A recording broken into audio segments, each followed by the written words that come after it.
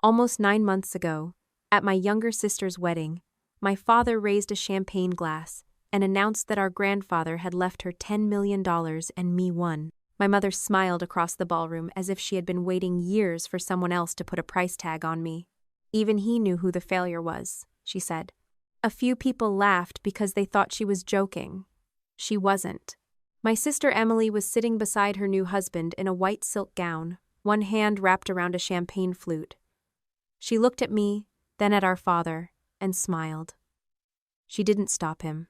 She didn't tell our mother that this was her wedding, not a public auction of her older sister's worth.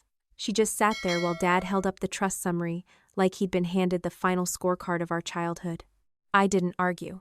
I reached into my purse, pulled out the $1 bill I'd been carrying for almost 3 weeks, and slid it beneath my water glass. Then Dad made his first mistake. He pointed across the ballroom at Daniel Reed, my grandfather's estate planning attorney, and said, "Daniel, tell them I'm right." Daniel didn't smile. He took the packet from my father's hand, turned several pages, and said, "Richard, this is not what you think it is." My sister's smile disappeared. Dad frowned. $10 million is $10 million. No, Daniel said. Not under Article 7. The room went quiet. Then he turned to another page. There's one more clause. Henry worked through the underlying instructions with Amber before I drafted the final language. Emily stared at me. Dad stopped holding his champagne glass like a trophy. And for the first time that night, my mother looked afraid. Before I tell you how my sister's wedding turned into the beginning of the end of the biggest lie in our family, I hope you're doing well today. Stay with me, because what happened after that clause had very little to do with who got the most money, and everything to do with why Grandpa no longer trusted the family he was leaving behind. And if you enjoy stories about family secrets, hard consequences, and people finally being forced to face what they did, subscribe to the channel and stay with me until the end. My name is Amber Lawson. I'm 39 years old, and when all of this happened, I was already very good at one particular family skill. I knew when not to react. That didn't mean I was weak. It meant I had spent enough years around my parents to understand that sometimes the most expensive thing you could give them was your emotional attention. Emily's wedding was held at a vineyard event property outside Sacramento. It was one of those places designed to look effortless while charging for every chair, candle, and sprig of eucalyptus. The reception room had tall windows overlooking dark rows of vines, strings of warm lights across wooden beams, and enough white flowers to make you forget it was the middle of November. Grandpa Henry should have been there. That was the absence I noticed before anything else. He had died in late September, 7 weeks before the wedding. He was 87, and while his health had been declining, his mind had remained sharp enough to remember exactly who owed him $20 from a golf game 6 years earlier. Emily had considered postponing the wedding. Mom had refused to hear of it. "Your grandfather would want you to celebrate," she'd said. Maybe he would have. I wasn't sure he would have approved of Dad turning the reception into an inheritance announcement. The trust company had sent the beneficiary notices in October. I had received mine at my townhouse on a Monday after work. The envelope was heavier than I expected, for something that told me I was receiving $1. I read it twice. The amount didn't surprise me. The language around Emily's share did. Her name appeared beside an allocation of approximately $10 million under Article 7 of the Henry Lawson Revocable Living Trust. There were references to a separate subtrust, a corporate trustee, standards for distributions, and additional terms contained in the full trust instrument. I understood enough to know that $10 million for Emily did not mean somebody was about to hand my sister a check. I also understood enough to know that my father probably wouldn't bother understanding the distinction. Dad loved numbers when they could be used as rankings. Salary, house price, Skoll prestige, job title, neighborhood, investment return. If something could be converted into a number, he could turn it into a hierarchy. And if it could be turned into a hierarchy, he could tell you exactly where you stood. 3 days after receiving the notice, I deposited the trustee's $1 check at my bank and asked for $1 in cash. The teller looked at me strangely. I didn't explain. I put the bill in my wallet. I wasn't sentimental about it. I didn't frame it. I didn't cry over it. I didn't even tell anyone I had kept it. But on the night of Emily's wedding, when Mom leaned over my table before dinner and glanced down at my place card, she gave me that soft, satisfied smile I had known since childhood. "At least your grandfather made his feelings clear," she said. I looked up at her. Barbara Lawson was 62 then, beautifully dressed, perfectly made up, and still capable of making an insult sound like concern. I took a sip of water. "Did Dad read Article 7? Her smile changed by half an inch. "That was enough. Tonight is your sister's wedding," she said. "Try not to make everything about you." I almost laughed. Instead, I reached into my purse, took out the dollar, and placed it beneath my glass. Mom's eyes dropped to it. "You actually kept it?" "I did." She shook her head. "I'd frame it." "Why?" "A reminder." "Of what?" She looked toward the head table, where Emily was laughing with Nathan. "Perspective." Then she walked away. That was how my mother fought. She rarely shouted when a quieter weapon would do more damage. I left the dollar where it was. Dinner had barely ended when Dad stood. At first, his toast was normal. He welcomed Nathan into the family. He complimented Emily. He told everyone Grandpa Henry would have been proud to see her married. Then Dad started talking about legacy. I knew where he was going before he got there. He pulled several folded pages from inside his jacket. My stomach didn't drop. I wasn't embarrassed. I was irritated. There is a difference. Before Dad passed, he said, he made sure the people he believed in would be taken care of. I saw Mom turn toward me. There it was. The setup. Dad looked at Emily. "Your grandfather left you $10 million. The room reacted exactly the way you'd expect. Gasps. Murmurs. Somebody at a nearby table whispered, "10 million?" Emily covered her mouth, but she wasn't shocked by the number. We had all received enough information in October to know the approximate allocation. Dad was performing surprise for the room. Then he looked at me. "And Amber gets $1. That was when the laughter came. Not much. Just enough.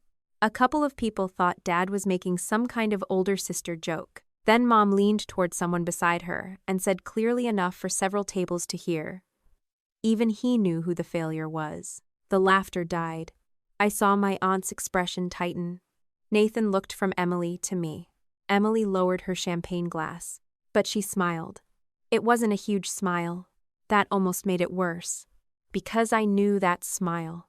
It was the smile of someone watching an old family story receive official confirmation. Emily was special. Amber was difficult. Emily needed support. Amber didn't. Emily had promise. Amber had attitude. For most of our lives, those conclusions had been repeated so often that nobody remembered who had said them first. Now Dad believed Grandpa had written them into a trust. He lifted his glass higher. To Emily. Grandpa knew where the future was. I looked down at the dollar beneath my water glass. There were at least a dozen things I could have said. I could have reminded him that I was a senior operations manager with a career I'd built without a family bailout. I could have asked him how many of Emily's bills he had paid in the previous 10 years. I could have pointed out that a trust allocation was not a moral ranking. Instead, I looked at the folded pages in his hand. I'd seen the same summary. Dad was holding the first pages. I couldn't see Article 7, so I asked one question. "Did you read the rest?" He blinked. Mom's mouth tightened. Emily frowned. "What rest?" Dad laughed. "You've got $1, and she has 10 million. What exactly do you think the rest changes?" "Maybe nothing," I said. That's why I asked. He hated that answer. Dad liked resistance because resistance gave him something to crush. Calm questions were harder. Then he spotted Daniel. Daniel Reed was sitting 2 tables behind my aunt, wearing a dark suit and the expression of a man who had just realized somebody was about to make his evening much longer. Dad pointed at him. "Daniel." Daniel didn't move. "You handled Dad's trust. Tell her." Daniel slowly set down his coffee. "Richard, this is Emily's wedding." "Exactly. We're celebrating." "Then celebrate the wedding." Dad chuckled as if Daniel were being difficult for sport. "Just tell them. Emily gets 10 million. Amber gets 1. Daniel looked at me. I gave him nothing. I wasn't going to rescue my father from his own mouth. Daniel stood and walked over. Dad handed him the packet. I don't discuss client matters for entertainment, Daniel said quietly. Dad gestured around the room. It's not confidential. We're beneficiaries. Daniel glanced at the pages. What you just said is incomplete. Dad's smile weakened. What's incomplete about $10 million? Daniel flipped a page. The $10 million is an approximate initial allocation to an Article 7 subtrust established for Emily's benefit. Emily straightened. What does that mean? It means you are the beneficiary. Dad spread his hands. There. Thank you. Daniel didn't hand the packet back. It also means Pacific Crest Trust Company controls administration of the principal according to the trust terms. Dad stared at him. She can't access it? I didn't say that. Then what are you saying? I'm saying it is not $10 million of unrestricted cash available for Emily to withdraw at will. The air in the room changed. Not dramatically. Nobody screamed. The band didn't stop in the middle of a song, because there wasn't any music playing at that moment. But conversations around us faded one by one. Emily looked at Nathan. Nathan looked at Daniel. Mom looked at me. Dad's face hardened. Same difference. Daniel shook his head. No. It isn't. What restrictions? Those are better discussed privately. Dad reached for the packet. Daniel turned another page first. His eyes stopped. Then he looked at me again. I knew that look. It wasn't accusation. It was caution. There's one more clause referenced here, he said. Mom stepped forward. What clause? Daniel chose his words carefully. Henry worked through some of the underlying instructions with Amber before I drafted the final language. Emily's head snapped toward me. There it was.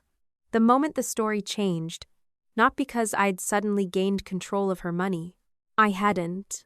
Not because I knew exactly what Grandpa had ultimately signed. I didn't. But because everybody in my family had just heard the same thing. Grandpa had talked to me about Emily's inheritance. Before he changed his trust, Dad stared at me. You were involved? I talked to Grandpa. Mom's face went still. About her money? About Emily. What did you tell him? Daniel Coutin. Amber does not administer the subtrust. Dad ignored him. What did you tell my father? I stood. Not because I was frightened. Because I wasn't going to answer an interrogation from my chair while my father stood over me with a champagne glass in his hand. I told him what I thought. Emily pushed back from the head table. What did you think? I looked at her. For the first time that evening, she didn't look like the bride who had just inherited $10 million. She looked like my little sister. Scared. Angry. And suddenly unsure what everybody else knew about her. Dad turned back to Daniel. Does Amber control any of this money? No. Can she approve distributions? No. Can she block them? No. Is she a trustee? No. An advisor? No. Then why was she involved? Daniel handed the packet back. Because your father asked her a question. What question? That's not a conversation I'm going to reconstruct in the middle of a wedding reception. That should have ended it. It didn't. Mom touched Emily's arm. Come with me. She didn't ask me. She expected me. We moved into a lounge off the main reception room. Nathan followed.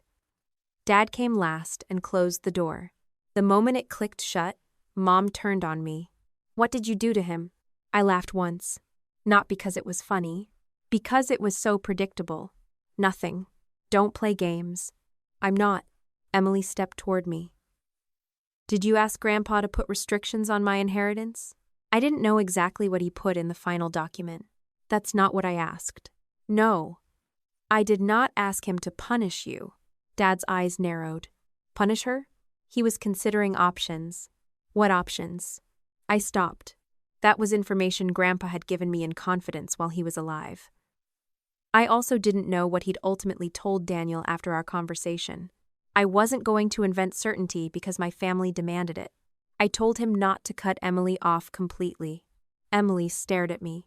Mom scoffed. Oh, how generous. I wasn't being generous. That came out sharper than I intended. Emily folded her arms. Then what were you being? Practical. There it is, Mom said. You always think you're the smartest person in the room. No. I think Dad just announced $10 million to a ballroom without reading the document. Dad stepped forward. Watch yourself. I met his eyes. You asked Daniel to tell everyone you were right. Nathan looked down. I think he was hiding a reaction. Dad noticed. This is family business. Nathan looked back up. I married Emily an hour ago. Dad had no answer to that. Emily turned to me. Fix it. What? Whatever you did. Fix it. I can't. You just admitted Grandpa listened to you. That doesn't give me control over his trust. Call Daniel. He's 10 feet away. Then tell him Grandpa misunderstood. I don't know what Grandpa ultimately decided. Emily's voice rose. You expect me to believe you had some secret conversation with him about my inheritance? He changed his trust, and you don't know what he signed? Yes. Mom made a disgusted sound. Of course she knows. I turned toward her. If I controlled $10 million, do you really think I'd choose to exercise that power by sitting at table 12 while you insulted me? Mom's face reddened. Dad opened the door. We're going back out there. That was his solution to most family problems. Close the door. Straighten your clothes. Pretend nothing happened. I picked up my purse. Emily blocked me. This isn't over. I didn't say it was. You'd better hope Grandpa knew what he was doing. I looked at her. I do. It was the wrong thing to say. I knew it as soon as the words left my mouth. Her expression changed. Not because I had confessed to anything. Because confidence, in our family, had always been treated as evidence against me. I walked back into the reception before anybody could demand another explanation. The rest of the evening limped along. The cake was cut. People danced. Relatives avoided looking directly at me, and then found excuses to stop by my table. Nobody mentioned the dollar. I put it back in my wallet. Near the end of the reception, Daniel approached me beside the coat check. Tomorrow, he said. Pacific Crest wants the immediate beneficiaries at the office. Emily too? Especially Emily. I nodded. He hesitated. Amber, there's something you should know before you walk into that meeting. I waited. Henry signed a memorandum of intent for the successor trustee. I knew Grandpa had written explanations for some of his decisions. I hadn't seen the final memorandum. Daniel continued. He authorized the trustee to retain background material relevant to his instructions. What kind of background material? He looked at me for a moment. A scan of the yellow legal pad. My fingers tightened around the strap of my purse. I knew exactly which yellow legal pad he meant. Grandpa's kitchen. August. His handwriting across the top. Mine underneath it. 4 lines we had written while arguing about what it actually meant to help someone. Who gets to see it? I asked. The beneficiaries will be shown the relevant material as part of the explanation process. I glanced through the open reception doors. Mom was standing beside Emily. Dad had one hand on my sister's shoulder. All 3 of them were looking at me. Daniel lowered his voice. Your handwriting is on that page. I know. They're going to make something of it. I watched my mother lean closer to Emily and whisper something in her ear. Emily didn't look away from me. 3 hours earlier, my family had believed a $1 inheritance was the most humiliating thing Grandpa Henry could possibly have left me. They were wrong. The dollar in my wallet wasn't the problem anymore. My handwriting was. The morning after Emily's wedding, I sat across from my sister in a conference room while a representative from Pacific Crest Trust Company explained why $10 million was not the same thing as having $10 million. Emily still had pins in her hair from the night before. She had changed out of her wedding dress, but there was a faint line where her veil had pressed against the back of her neck. Nathan sat beside her. Mom and Dad were on the other side of the table. Daniel Reed sat near the end with a stack of documents in front of him. I had slept for maybe 4 hours. Dad looked as if he'd slept even less.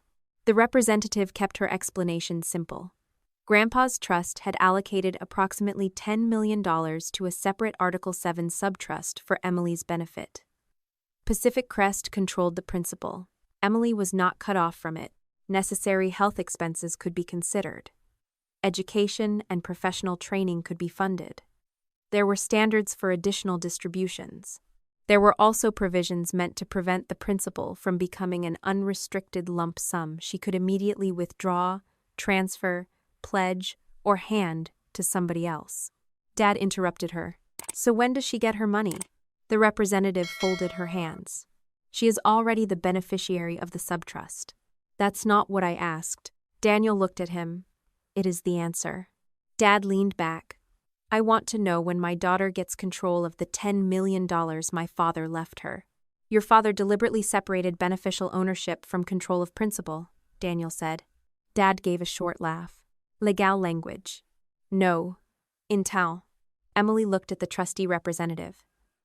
Can the restrictions be removed? There are mechanisms for administering and, under limited circumstances, modifying trusts, she said carefully. But dissatisfaction with the terms is not, by itself, a reason to disregard them. Mom's eyes went directly to me. There has to be something you can do if someone influenced him. The word hung over the table. Influenced. Not forced. Not threatened. Not deceived. Not yet. Just influenced. It was a useful word because it could mean almost anything. Daniel said, If you're asking whether Henry's estate planning can be challenged, you should speak to independent counsel. I'm not advising you on a claim against a document I helped prepare. Mom glanced at Emily. Maybe we should. Emily hadn't taken her eyes off me. Did you ask Grandpa to do this? I could have given her a speech. I could have defended every conversation Grandpa and I had ever had. I could have listed every time Mom and Dad had paid one of her bills, made one of her calls, or cleaned up one of her mistakes. Instead, I said the most accurate thing I could. I asked him not to punish you. Emily stared at me. Dad's eyebrows pulled together. Mom said, What does that mean? It means exactly what I said. What was he planning to do? I don't know what he had drafted at that point. Dad slapped one palm against the table. Stop playing lawyer. I'm not. You expect us to believe Dad was discussing $10 million with you, and you never asked what he planned to sign? I asked what he was trying to accomplish. And I looked at Emily. He was worried about you. Her face tightened. Of course he was. Not the way you mean. What way do I mean? The way everybody worries about you? Nathan turned slightly toward her. Emily caught it. Don't. He hadn't said anything. She looked back at me. What did you tell him? The trustee representative reached for one of the folders. Before she opened it, Daniel said, There is background material Henry expressly authorized Pacific Crest to share with the beneficiaries in connection with his memorandum of intent. Mom sat straighter. The yellow pad? Daniel looked at her. You heard me mention it last night. Her eyes flicked toward me. The representative removed a copy of a scanned page and placed it on the table. I knew the paper before I could read a word. Grandpa kept yellow legal pads everywhere. Kitchen drawer, desk, garage workbench. He wrote grocery lists on them, business ideas, names of books people told him to read, questions for doctors, numbers he wanted to remember. That page had come from his kitchen. August. I could still remember the peaches sitting in a bowl on his counter. The memory came back before the meeting room disappeared completely. Grandpa had been sitting at the kitchen table in a white undershirt with a button-down shirt hanging open over it because the air conditioner wasn't keeping up with the Sacramento heat. He looked thinner than he had at the beginning of the summer. Not confused. Not fragile. Just tired. I had brought him groceries. He had ignored the groceries. What would you do with $10 million? He'd asked. I put a carton of eggs in his refrigerator. Is that a trick question? No. Invest most of it. That's boring. You taught me boring was good. I taught you compound interest was good. Same thing after 60. He laughed. Then he stopped. What would Emily do? I closed the refrigerator. That was when I knew we weren't talking about money. I don't know. Yes, you do. No. I know what Mom and Dad would do. His eyes stayed on me. What? Help. He snorted. You made that sound dirty. Sometimes it is. That got his attention. I sat across from him. Grandpa tapped a pen against the yellow pad. Your father says she'll be fine if Barbara and he help her manage things. Of course he does. What does that mean? It means they'd manage it. For her benefit. For their definition of her benefit. He watched me for a while. Grandpa was good at silence. It was one of the things I liked about him. Then he said, "I'm considering leaving her out." I thought I'd misunderstood him. Out of what? My plan for the grandchildren. Completely? He nodded. I leaned back. No. His eyebrows rose. No? That's a terrible idea. I thought you two weren't close. We aren't. Then why do you care? Because if you cut her off, she'll learn exactly one thing. What? That everybody was right when they told her she couldn't survive without Mom and Dad. Grandpa put the pen down. She is 34 years old. I know. At what age does it stop being everybody else's fault? It already has. He leaned forward. Then why shouldn't she live with the consequences? She should. You just said not to cut her off. Those aren't the same thing. He stared at me. I reached for the legal pad. You're asking the wrong question. What question should I ask? Not how much money makes Emily responsible. I drew a line across the page. You can't make her responsible with money. You can only stop money from making responsibility optional. Grandpa looked down at what I'd written. That's annoyingly good. I learned from an annoying man. He almost smiled. Then we argued for more than an hour. Not about percentages. Not about trust law. I wasn't a lawyer, and Grandpa knew that. We argued about what helping someone actually meant. He said Emily had been rescued too many times. I agreed. He said giving her millions outright would turn every bad habit into a permanent lifestyle. I agreed with that too. Then he said maybe she deserved nothing. That was where I pushed back. If you leave her nothing, Mom and Dad become her proof that she was robbed. She may say that anyway. She probably will. So what's your answer? Give her a chance to build something without handing her a machine that removes every consequence. He slid the legal pad toward me again. We reduced an hour of arguing to 4 ordinary ideas. No immediate lump sum. No parent controlling the money. Don't punish her for health care or legitimate education. Let her make mistakes and fix them herself. Grandpa tapped the third line. You're softer than you pretend. No. Sick people need doctors. People changing careers need training. Those aren't moral failures. And quitting 3 jobs in 2 years? Different conversation. He nodded. Debt? Depends why. Bad investment? She loses money. Car she can't afford? She buys a cheaper car. What if she calls your father crying? Then Dad needs a hobby. Grandpa laughed so hard he coughed. I got him water. When he stopped coughing, he looked at the page again. I'll talk to Daniel. Good. You don't want to know what I decide? It's your money. He looked almost offended. That's it? No. I pointed to the second line. Whatever you do, don't put me in charge of her. Why? Because I don't want her money. That isn't what I asked. I know. I met his eyes. If you make me the person who decides whether Emily gets something, Mom will spend the rest of her life telling everyone I did this to control her. Grandpa's expression changed. He knew I was right. I continued.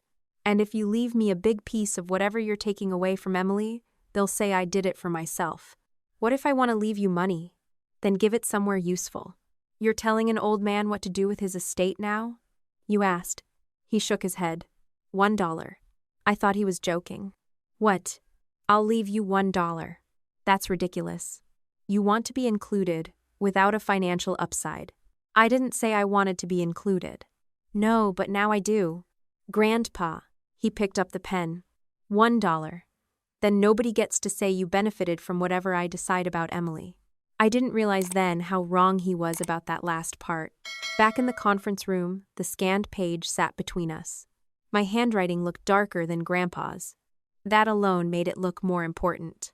Mom pointed at the first line. That's Amber's handwriting.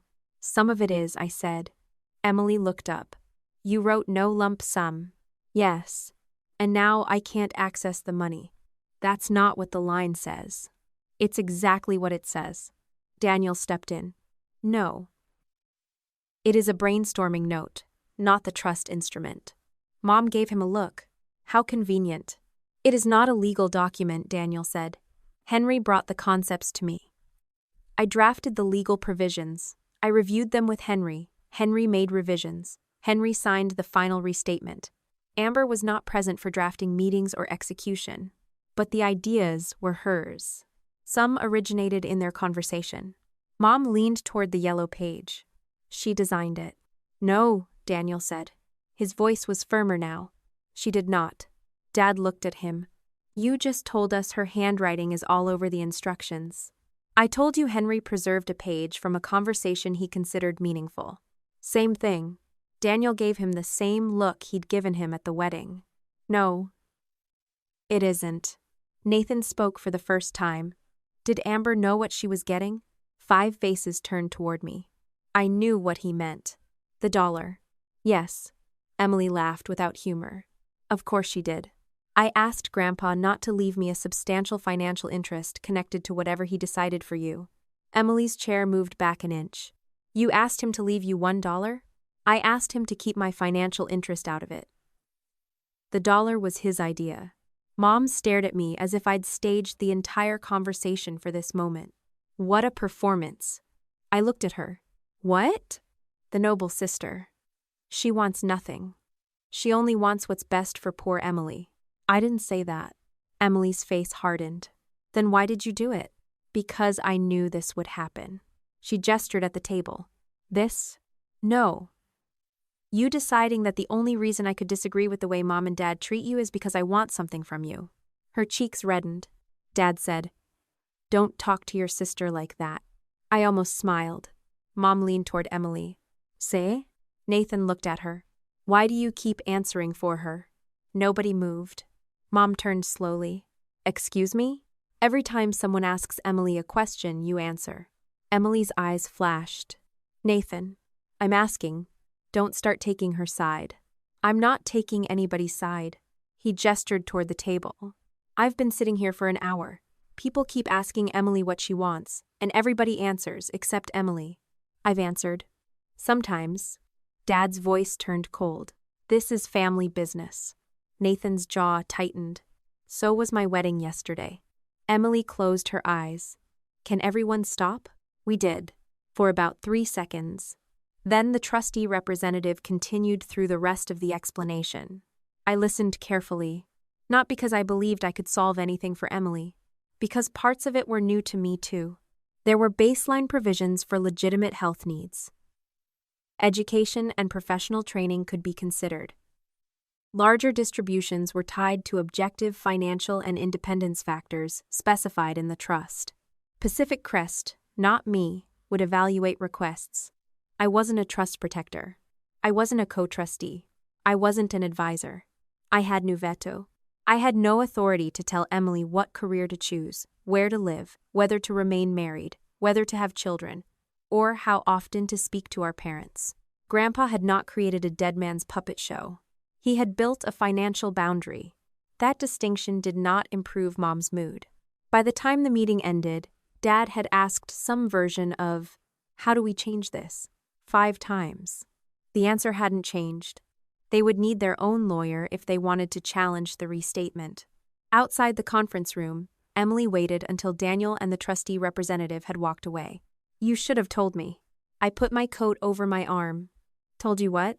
That Grandpa talked to you. When? When it happened. You and I barely spoke unless Mom put us on the same group text. That's not an answer. It is.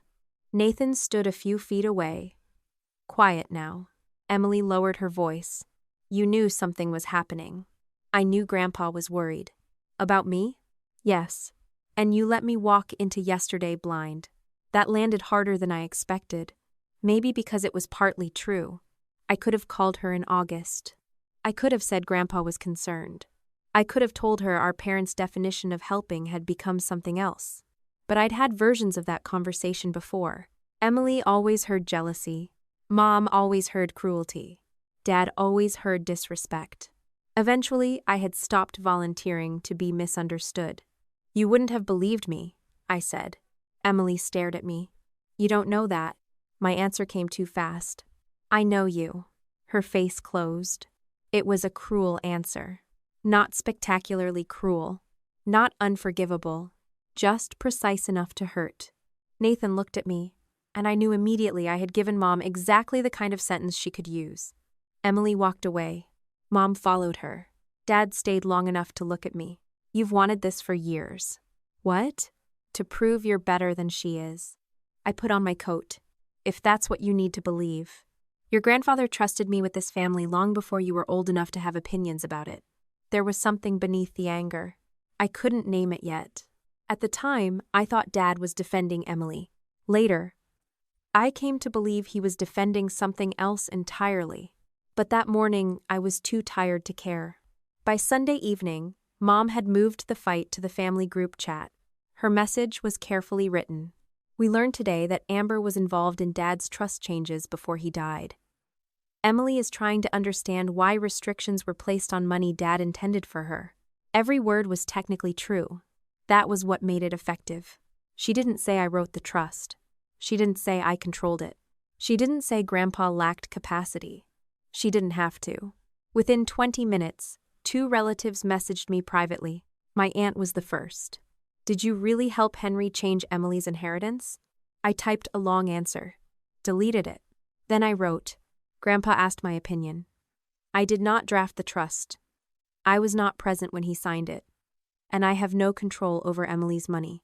My aunt responded with a heart and said she hoped we could all work things out. Another relative was less careful. Why were you discussing her inheritance with him at all? I stared at that message longer than I should have. Then I wrote, believe whatever makes dinner easier. I muted the group. At the time, the reply felt satisfying. Looking back, it was stupid. Not because I owed anyone a defense. I didn't. But contempt makes a poor substitute for clarity. Every time I refused to explain because I was tired of being misunderstood, Mom got to fill the empty space with her version. And Mom never wasted empty space. Over the next 10 days, her version spread. Amber had always been jealous of Emily. Amber had been meeting privately with Grandpa. Amber had convinced him Emily couldn't handle money. Amber had arranged things, so she looked selfless by taking only $1. The facts remained almost unchanged. Only the meaning shifted. Then, near the end of November, Pacific Crest sent each beneficiary the portion of Grandpa's signed memorandum of intent he had authorized them to receive. I opened mine after work. Most of it was written in plain English. Grandpa explained that he wanted a corporate trustee because family members had become too involved in solving Emily's financial problems. He stated that neither our parents nor I should have authority over distributions. He wanted decisions made under neutral standards rather than guilt, conflict, or family pressure. That should have made me feel vindicated. It didn't, because near the end was a sentence I hadn't expected. In developing the September restatement, I considered earlier estate planning alternatives before choosing the Article 7 structure described above. Earlier alternatives. Plural. I read the sentence again. Grandpa had never told me there were earlier versions. I had assumed our kitchen conversation came before Daniel began drafting anything substantial. Apparently, I had assumed wrong. My phone rang while I was still staring at the page. Dad. I let it go to voicemail. Then Emily called. I answered. She didn't say hello. My parents talked to a lawyer. Okay. He says if Grandpa changed his trust late in life after private conversations with you, we need the whole drafting history. I looked back at the memorandum. Then asked for it. There was a pause. You don't sound worried. I can't be worried about documents I've never seen. You expect me to believe that? Yes. Another pause. Then Emily said quietly, the lawyer thinks there may have been earlier drafts. I looked again at Grandpa's sentence. So do I. You really didn't know? No. For the first time since the wedding, she sounded uncertain rather than angry. What if they show something different? I should have asked what she meant. Different from what? Different from the trust she hated? Different from the story Mom was telling? Different from the version of Grandpa either of us thought we knew? Instead, I said, then we'll know. After we hung up, I sat alone at my kitchen table with the memorandum in front of me. For 2 weeks, my family had treated my handwriting like the smoking gun. Now, they wanted the complete history of Grandpa's estate planning because they believed it would prove I had pushed him into changing him. There was only one problem. I had never seen that history either. And for the first time since Dad raised his champagne glass at Emily's wedding, I wondered what Grandpa had planned before he ever asked me for my opinion. By the end of November, my family had stopped asking what Grandpa's trust actually said and started asking why I wouldn't fix it. That distinction mattered. The first person to call was my Aunt Linda. She had always been one of the more reasonable people in the family, which meant she didn't accuse me outright. She asked whether I could help Emily work something out with Pacific Crest so everyone could move past the unpleasantness at the wedding. I don't control the trust, I told her. I know, honey. But Henry listened to you. He also had a lawyer and a corporate trustee. I'm not saying you did anything wrong. That sentence usually meant the next sentence would suggest exactly that. She sighed. Emily just got married. This should be the happiest time of her life. Then maybe everyone should stop making her wedding about Grandpa's money. There was a pause. I just hate seeing the family divided. So do I. You're the independent one, Amber. You always have been. Emily isn't built the same way. I looked out my kitchen window at the gray November sky. There it was. The compliment that had followed me most of my life. Independent. Responsible. Strong.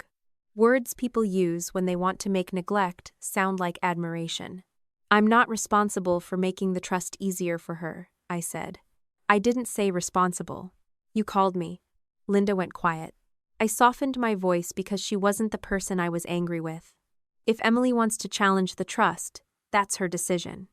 If she wants to work within it, that's her decision too. But I can't call Pacific Crest and make $10 million unrestricted, even if I wanted to. I understand. I wasn't sure she did. Before we hung up, she said, "You were always the one we didn't have to worry about." I thanked her automatically. After the call ended, I sat there thinking about how long it had taken me to realize that sentence was not praise. The first time I remember understanding my place in the family, I was 9 years old. Emily was 4. By then, the medical danger of her infancy was long behind us. She had been born premature, and for the first months of her life, my mother had lived with the very real fear that something terrible could happen to her. I don't blame Barbara for that fear. I can't imagine what it does to a mother to watch a newborn surrounded by wires and monitors, waiting for doctors to tell her whether the tiny body in front of her is strong enough to go home. The problem was that Emily eventually got stronger. Mom's fear didn't. When I was 9, my elementary school held a winter music program. I had one short piano piece. Nothing impressive. I had practiced it for weeks because I was terrified of making a mistake in front of the other parents. Dad promised he'd be there. Mom promised too. That afternoon, Emily came home from preschool complaining that her stomach hurt. Mom took her temperature. It was slightly elevated. Within 15 minutes, she had called the pediatrician twice. The nurse told her to monitor Emily, keep her hydrated, and call again if the fever rose or other symptoms appeared. Mom decided that wasn't enough. She wanted Emily seen that evening. Dad said he'd drive them. I was standing in the hallway wearing the dark blue dress Mom had bought for the recital. What about me? Mom was already packing crackers and a bottle of water into Emily's little backpack. "Grandpa can take you. You said you were coming." "Amber, your sister doesn't feel well." "I know. Then why are we having this conversation?" I didn't know how to answer that without sounding like the person she already thought I was becoming. Selfish. Difficult. Jealous. Dad grabbed his keys. "You're the big sister. You understand." That phrase ended arguments in our house. You understand. It didn't matter whether I did. It meant I was expected to. Grandpa picked me up 20 minutes later. He didn't criticize my parents. He didn't tell me I had a right to be angry. He just drove me to school and sat in the second row. I played my piece. I made one mistake near the end. Grandpa clapped anyway. When the program finished, I stood outside with the other kids while parents took pictures. Grandpa asked if I wanted ice cream. I said no. He looked at me. "Your mother's going to ask if you're upset." "I know. What are you going to say?" I shrugged. "I'm fine." "Are you?" "No." He nodded as if that were a perfectly acceptable answer. When we got home, Emily was asleep on the couch. She had a minor stomach virus. Nothing serious. Mom was exhausted. Dad was watching television. Mom looked at me and said, "How did you get home?" "Grandpa brought me." "And the recital?" "It was fine." "Did you remember your music?" Yes. See, she said, smiling with relief. You handled it. I remember that sentence more clearly than I remember the song I played. You handled it. After that, I started saying it first. Need a ride? I handle it. School form? I handle it. College application? I handled it. Flattire? I handle it. At first it made me proud. Later it became easier than asking for anything. Emily learned a different language. By the time we were adults, she didn't call mom and dad only for emergencies. She called whenever a problem became uncomfortable enough. The first time she quit a decent job, she told Dad the manager didn't appreciate her. Dad covered 2 months of her expenses while she looked for something better. When a credit card balance got away from her a few years later, Richard paid it off and called the payment a fresh start. When she had a dispute with a landlord over a security deposit, Barbara called the management company before Emily had even finished reading the lease. None of those things ruined Emily's life. That was the problem. Nothing ever had a chance to teach her anything because somebody arrived before consequence did. I tried arguing about it when we were younger. Once, after Dad paid off one of Emily's debts, I said, "Let her fix one thing herself." Mom stared at me across the dinner table.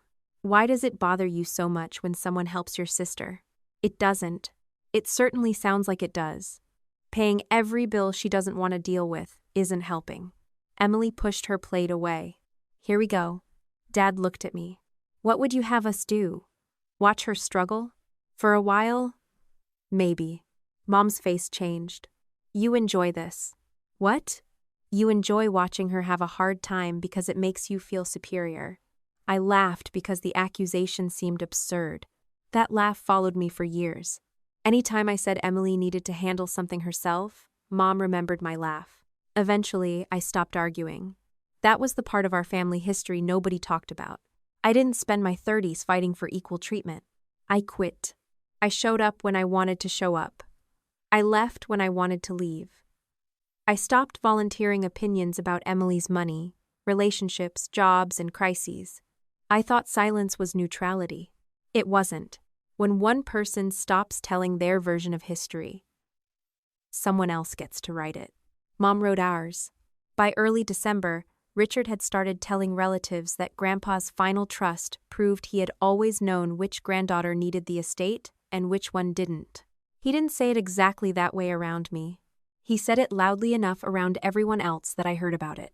The strangest part was that I began to understand why the restrictions made Dad almost as angry as they made Emily.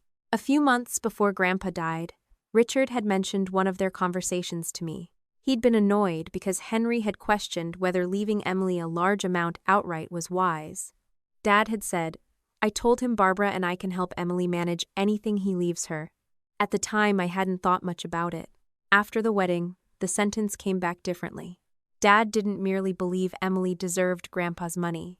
He believed he and Mom should have a role in managing what happened after she received it.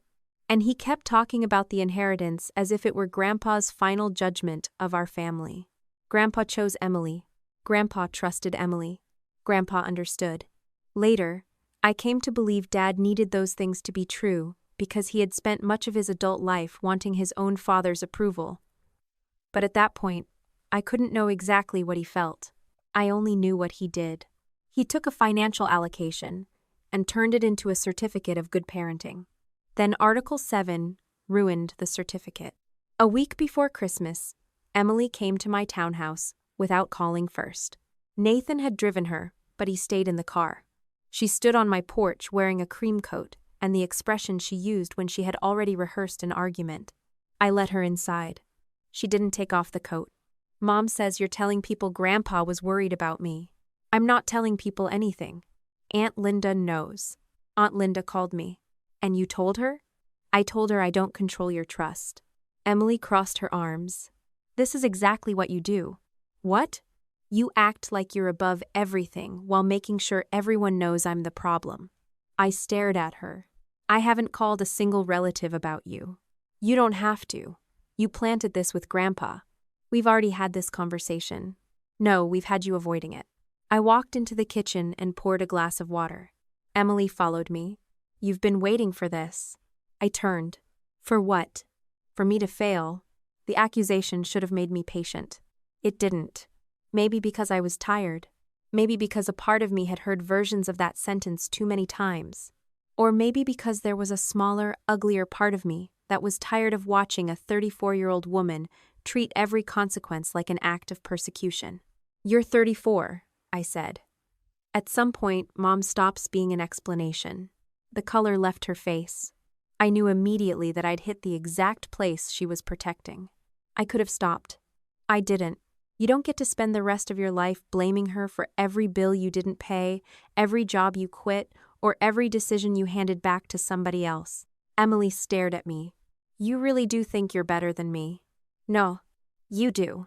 I think I've had to deal with things you were allowed to avoid." "Allowed?" "Yes." She laughed once. "God, Amber, you make it sound like I asked them to love me." That sentence shut me up. Because that wasn't what I meant. And because for 1 second I could see how the family story looked from her side. She hadn't been born at 4 years old and demanded that our parents miss my recital. She hadn't created Mom's fear.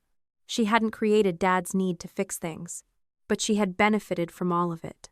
And as an adult, she had chosen the benefits again and again. Both things could be true. I set the glass down. "I don't think Mom loving you is the problem." "What is?" "The part where nobody lets you find out what happens when they don't catch you." She looked toward the window. Nathan was still waiting in the car. Then she said, "You think I can't survive without them. I think you've never had to find out." She looked back at me. There was hurt in her face. There was also anger. I didn't apologize. Not then. The sentence I'd used was too cruel, but I wasn't going to erase the truth underneath it just because I had delivered it badly. Emily opened the front door. Before she stepped outside, she said, "Grandpa adored me until you started spending all that time with him." That didn't sound like Emily. It sounded like Mom. I knew it before she said the next part. "Maybe we should find out what changed." "Go ahead." She stared at me as if she'd expected resistance. "You don't care if I get a lawyer? It's your trust. What if the lawyer proves you influenced him? Then you'll have evidence." Her eyes narrowed. "You always have an answer." "No. I just don't have the answer you want." She left. 2 days later, Mom called. She didn't ask about Christmas. She told me Emily had spoken to an attorney. "He thinks there are serious questions about what happened with Dad." "Of course he does. Emily hired him to ask questions. Richard and I are paying the initial retainer." I almost said, "That sounds familiar." This time I kept it to myself. Mom continued, "If everything was clean, you should want this cleared up." "I do." "Then cooperate." "With lawful requests?" "Absolutely." She didn't like the qualifier. "Why do you have to make everything sound adversarial?" "Because you just told me you're financing a lawyer to investigate whether I manipulated Grandpa." "We're helping Emily protect herself." There it was again. Helping. I wondered if Mom could hear how often she used the word. Probably not. I asked, "What does Emily want?" "She wants the truth." I asked what Emily wants. Mom went quiet. Then she said, "Don't do that." "Do what?" "Try to separate her from us." I nearly laughed. Instead I said, "Have Emily call me if Emily wants something from me." I ended the call before she could answer. That wasn't growth. It was a boundary, but there was still plenty of anger inside it. A week later, I received a text from Emily. No greeting. No family language.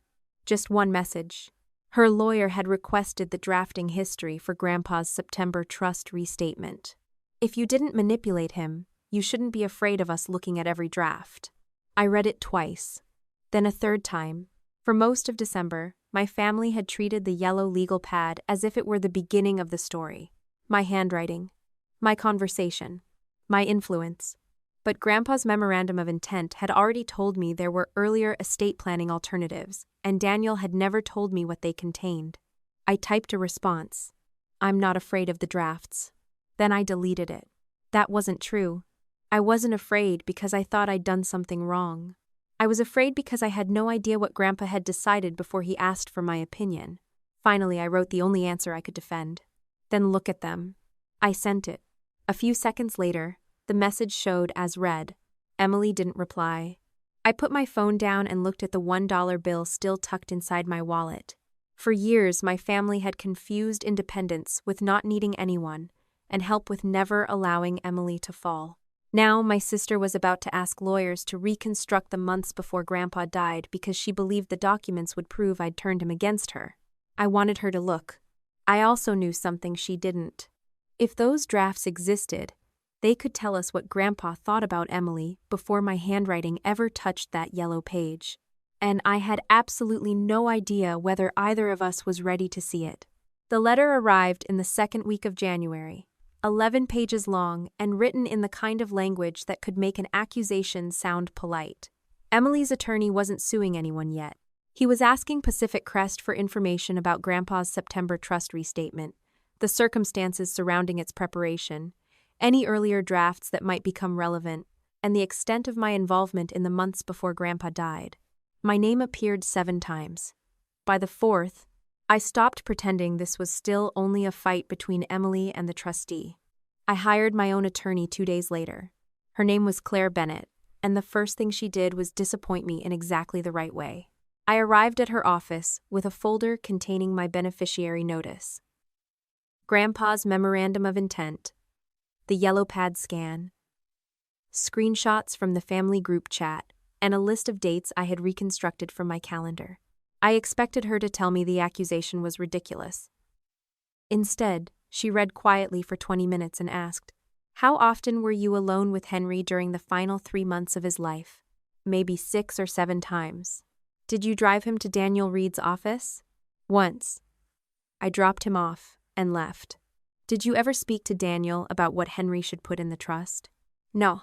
"Did you know Henry was considering changing Emily's inheritance before the kitchen conversation?" "I knew he was reviewing his estate." "I didn't know there was already a draft." "Did Henry tell you why he wanted you to receive $1? "He suggested it after I told him I didn't want a financial benefit tied to whatever he decided about Emily." Claire looked up. "Is that conversation documented anywhere?" "I don't know." "Then don't assume it is." I didn't like that answer. She must have seen it on my face because she closed the folder. "Amber, I'm not saying you did anything wrong. I'm saying facts don't become harmless because you know what they mean." That sounded uncomfortably familiar. She pointed to the yellow pad scan. "You were having private conversations with an 87-year-old man who changed a major estate plan weeks before he died. Your handwriting appears in background material connected to the new structure. You were treated differently from your sister. Your family says the relationship between you and Emily was strained. Those facts can be arranged into an ugly story. They already have been." "Exactly. What do I do?" "Stop trying to win the family argument." "I stopped doing that years ago." "No. You stopped explaining yourself." "That's different." I leaned back. Claire continued, "You preserve documents. You answer lawful questions truthfully. You do not call Daniel and ask what is in his file. You do not contact anyone who may become a witness and remind them what they should remember. You do not pressure the trustee to defend you. And you do not start sending your relatives long messages about why your mother is wrong." I wasn't planning to. Good. Because if this becomes litigation, I want your behavior to be boring. That almost made me smile. Boring I can do. Excellent. Boring is underrated. For the first time since the wedding, somebody had given me instructions that didn't require me to repair another adult's life. I followed them. Pacific Crest responded to Emily's attorney through counsel. They provided the trust provisions beneficiaries were entitled to see, Grandpa's signed memorandum of intent, the yellow pad scan he had expressly authorized the trustee to retain as background, and records showing how the September restatement had been executed. The memorandum was not a secret lawyer note. Grandpa had signed it for the successor trustee because he wanted the people administering his trust to understand what problem he thought he was solving. I read my copy again with Claire. Grandpa had written that he wanted Emily supported without placing the principal under the control of any family member. He wanted a corporate trustee because family relationships had become too entangled with money. He stated that I was not to have authority over Emily's distributions. He also stated that our parents were not to have that authority. There was a section explaining that he understood the approximate size and composition of his estate. Another said he had discussed his objectives independently with a state council before signing the September restatement. Nothing in it said Amber's innocent. Nothing needed to. It showed process. Claire tapped that section. This matters. Because he knew what he owned? Because one possible attack is that someone else substituted their judgment for his. A contemporaneous document showing that he understood the property, the beneficiaries, the structure, and the reason for using an independent trustee helps establish that he was making decisions, not merely signing whatever was put in front of him. Helps? Don't fall in love with single documents. I nodded. She pointed at the yellow pad next. And don't panic over single documents either. That one was harder. The scan looked worse every time I saw it. Grandpa's handwriting was slanted and uneven. Mine was darker, cleaner, easier to read. No lump sum. Parents do not manage it. Health and education aren't punishment. Let her fail without buying the failure away. Those were ideas from a conversation, not legal instructions. I knew that. Daniel knew that. Grandpa had known that. But if you wanted to tell a different story, all you had to do was crop the context out of your mind. Amber wrote no lump sum. Amber wrote, parents do not manage it. Amber's sister later received a trust she couldn't cash out.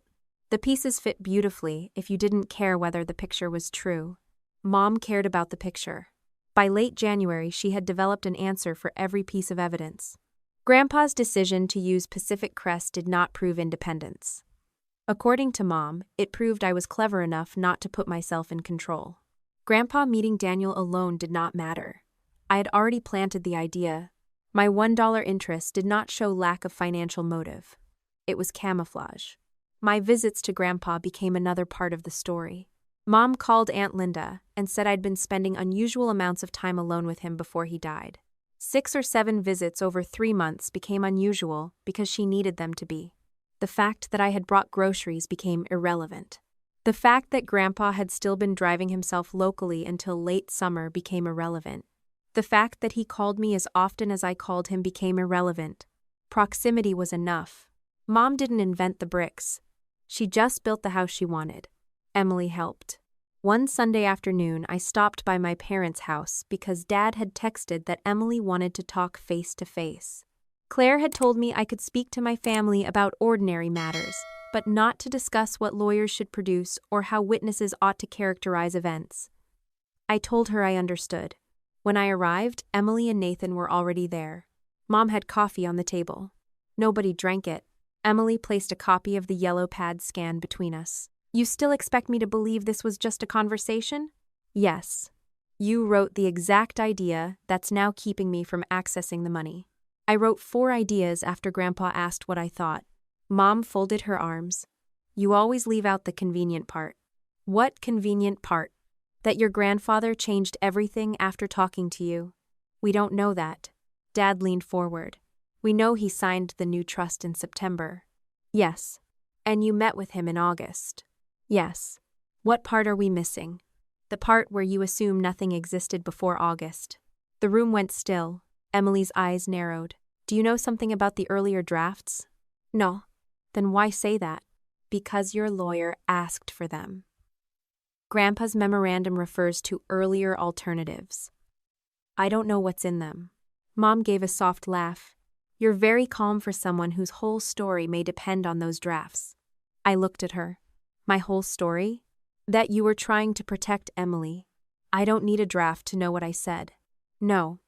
You just need everyone else to believe you. Dad slid something across the table. It was a photocopy of my beneficiary summary. The line showing my $1 distribution had been highlighted. Maybe Dad already knew exactly what kind of person you were. I stared at the yellow mark. Then Mom said it. Frame it. I looked up. What? The $1. You kept it, didn't you? I didn't answer. She smiled. You should frame it. It's what Dad thought you were worth. For 1 second, I wanted to empty everything onto the table. I wanted to tell Emily exactly why I had asked Grandpa not to leave me a substantial interest. I wanted to explain that the entire point had been to prevent this exact accusation. I wanted to tell Mom that Even Grandpa had predicted what she would do with money if she could turn it into a competition. The words came all the way to my mouth. Then Claire's advice stopped me. Not because the truth was dangerous. Because I was beginning to understand the difference between saying something because the time was right and saying it because someone had hurt me. I reached into my purse.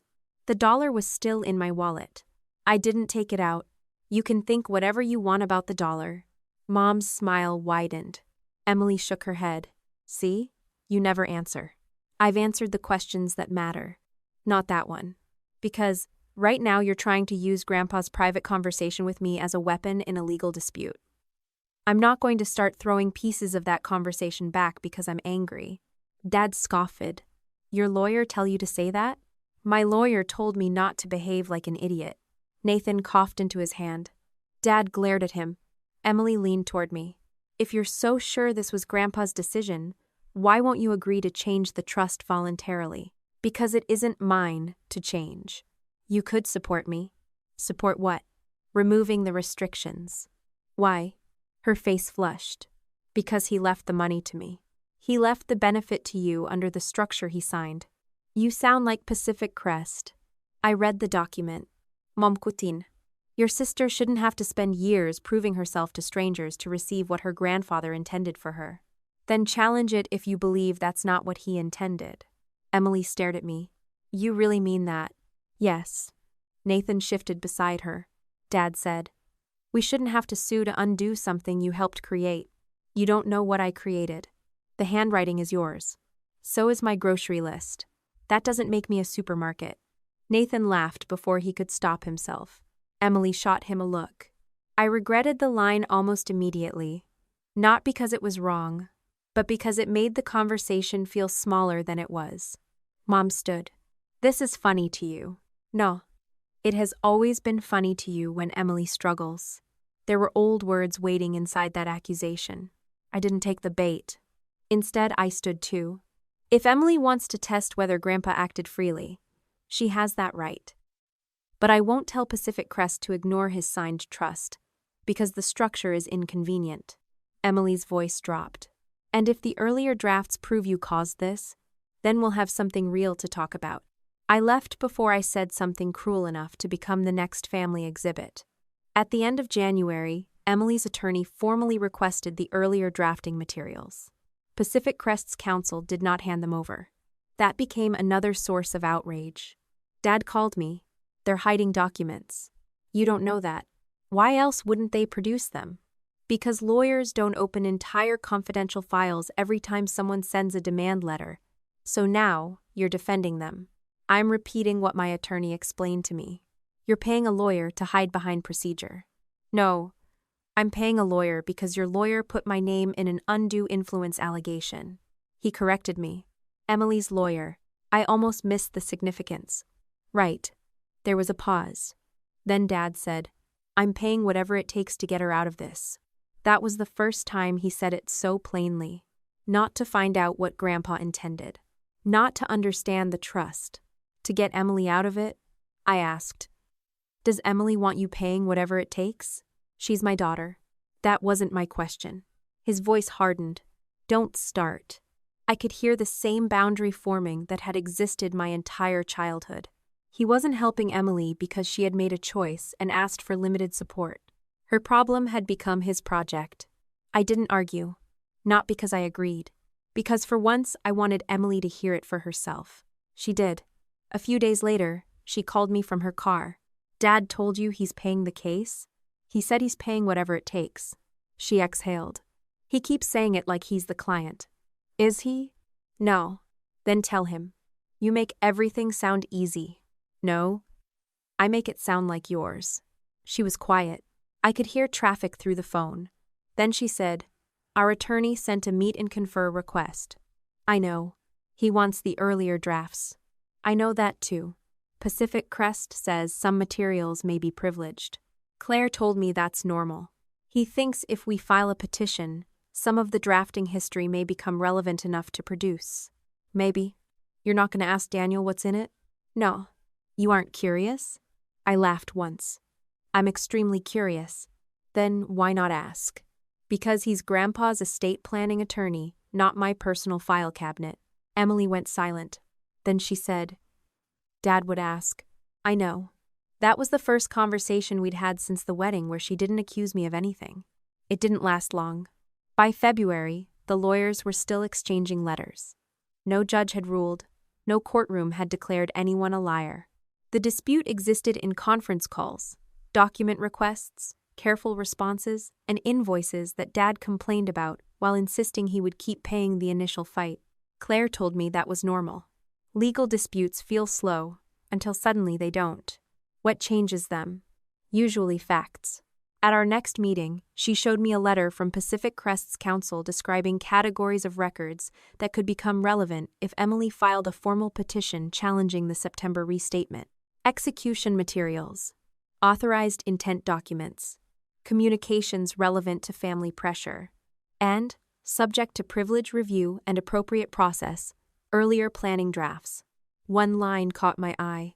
Pre-August trust planning draft. I read it again. Pre-August? Claire nodded. That's what the category says. So before the kitchen conversation, yes. Do you know what's in it? No. Can you find out? Not by calling Daniel and asking him to break confidence. He sat back. For weeks, Mom had treated August as the beginning of everything. Amber talks to Grandpa. Grandpa changes trust. Emily gets restrictions. Simple, clean, almost convincing. But somewhere in Daniel Reed's file was a draft created before Grandpa and I ever sat at his kitchen table with that yellow legal pad. I had no idea whether it left Emily $10 million outright, $5 million, nothing, or something stranger. For the first time, the uncertainty frightened me more than my family's accusations. Emily called that evening. Her voice was steady. Our attorney says if Pacific Crest won't voluntarily modify Article 7, we're prepared to file a limited petition. Okay, that's all? What do you want me to say? Tell me this is a mistake. It may be. Then ask me not to do it. I closed my eyes. There was the old trap. Make the decision for her. Carry the consequence with her. Become responsible for what happened next. No. She went quiet. If you believe Grandpa didn't make this decision freely, test it. You know what that could do to you. Yes. And you're still telling me to file?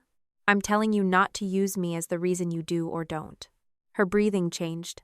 Then she said, Dad says he'll pay every dollar. That sounds like Dad. Something in my answer must have landed differently because she didn't defend him. Instead, she said, Sometimes I can't tell where helping ends with him. I looked down at the letter on my kitchen table. Neither could Grandpa. She hung up without answering. I sat there for a long time after the call. My name was in the allegations. My handwriting was in Grandpa's file. My family had spent 2 months turning every fact into evidence against me. And somewhere behind privilege review, lawyer conferences, and a process I could not control was a pre-August draft I had never seen.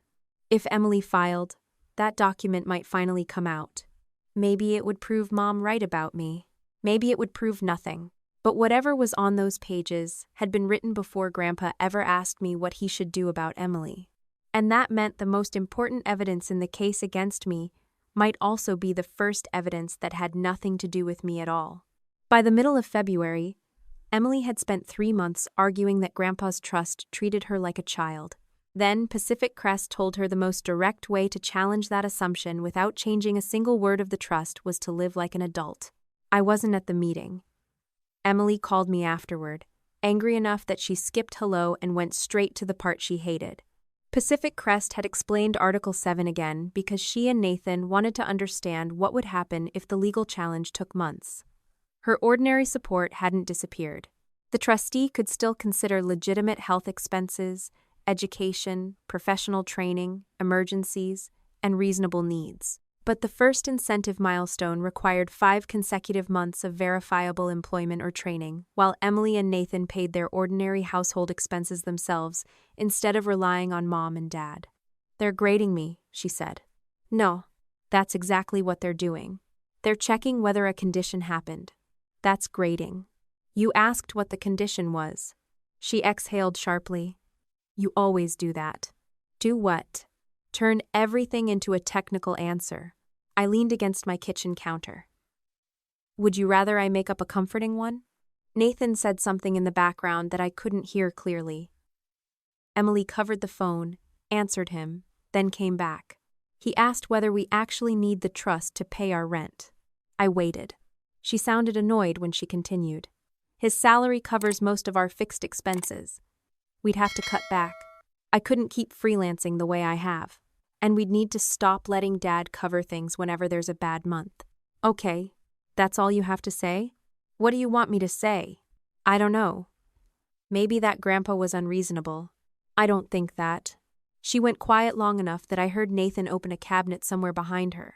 The trustee had also explained that the 5-month period wasn't designed as a trap. If Mom sent Emily money after being told not to, and Emily promptly returned it and documented what happened, Pacific Crest would look at the substance rather than automatically restarting the clock. There was no score for being a good daughter. No requirement to stay married, choose a certain career, live in a certain neighborhood, or ask permission before making ordinary decisions. The more Emily explained it, the less monstrous Article 7 sounded. That made her angrier. So, I just get a job for 5 months and suddenly Grandpa thinks I'm responsible? I don't know what Grandpa thinks. He's dead. Thanks, Amber. You asked? No. I called because I thought you might finally admit how insulting this is. It is insulting. She stopped. I continued before she could misunderstand me. It would insult me if somebody put conditions on money meant for me because they didn't trust how I handled my life. I'd be furious. Exactly. But being insulted doesn't make the concern false. The silence afterward wasn't friendly. Emily hung up about a minute later. A week after that, she sent me a screenshot of a job posting.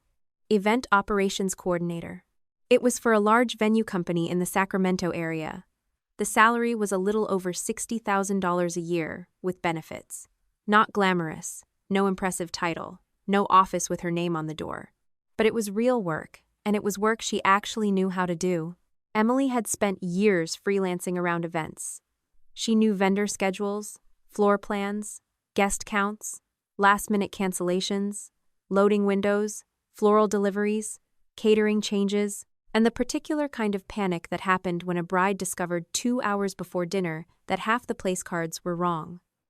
Her problem had never been that she had no skills. Her problem was consistency. Freelance work let her disappear when a client annoyed her, when a month got slow, or when she decided something better was coming.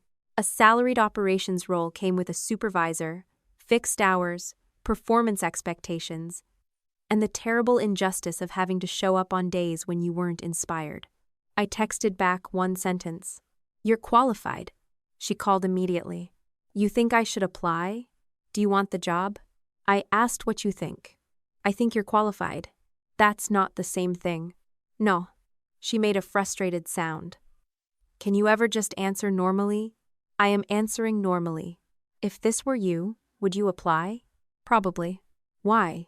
Because it uses skills I already have, pays enough to matter, and gives me a chance to learn the parts of operations I didn't get from freelance work.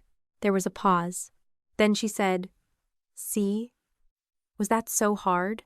I nearly told her she had dragged the answer out of me like a dental procedure, but I kept that thought to myself. Emily applied. She didn't get hired because Grandpa knew somebody. She didn't get hired because Nathan made a phone call. I didn't rewrite her resume or coach her interview. She went through 2 interviews, gave examples from events she'd actually managed, and received an offer to start on the 2nd of March. Dad hated it. I knew because Emily called me from her car after telling him. He said I'm working for money I don't need. I sat back in my office chair. What did you say? I told him I don't have $10 million sitting in my checking account. And? He said that's because you're letting strangers control it. There it was again. Not the trustee. Not Grandpa. Me. Emily continued. Then he said if I win the challenge, quitting the job would be simple anyway. Do you want to quit before you've started? No. Then don't. She laughed without humor. You know what finally made me mad? What? He didn't even ask what the job was. That mattered more than anything I could have said. For years, Dad had treated employment like a ranking system when it came to me. Company size, salary, promotion, title. But when Emily found work that might actually make her less dependent on him, the details didn't matter. The job was unnecessary because she supposedly had money. And if she had money, Dad could still be useful by helping her manage it. On the 1st of March, the day before Emily started work, she sent her attorney an email. From that date forward, all new invoices were to go to her and Nathan. Mom and Dad were not authorized to pay additional legal bills on her behalf. Dad called within an hour. I learned about the conversation because Emily forwarded me his text afterward. "You are being ridiculous. We started this together. Let me finish helping you." Below it was Emily's answer. "The initial retainer is already paid. Thank you. Nathan and I will handle future invoices." Dad responded with 3 messages. "This isn't the time to prove a point. You have nothing to gain by making your own life harder. Amber has already gotten into your head." Emily added 1 line before forwarding the screenshots to me. "I didn't mention you once." I stared at that sentence longer than I expected. Then I wrote back, "Keep the messages for your records. Don't send them to me unless you need something specific." Her reply came immediately. "I need to know whether Dad paying the old retainer ruins the 5 months. Ask Pacific Crest." You know what they meant? Ask Pacific Crest. 3 dots appeared on my screen and disappeared twice. Finally, she wrote, "You're impossible." Maybe, but I wasn't becoming the unofficial administrator. Grandpa had gone out of his way not to create. Pacific Crest later confirmed directly to Emily that the initial retainer paid before the qualifying period could be disclosed as prior family support. What mattered for the milestone beginning in March was what happened during that period. Emily and Nathan would handle new legal invoices and ordinary household expenses themselves. That meant choices. They canceled a weekend trip. Emily stopped ordering delivery 4 nights a week.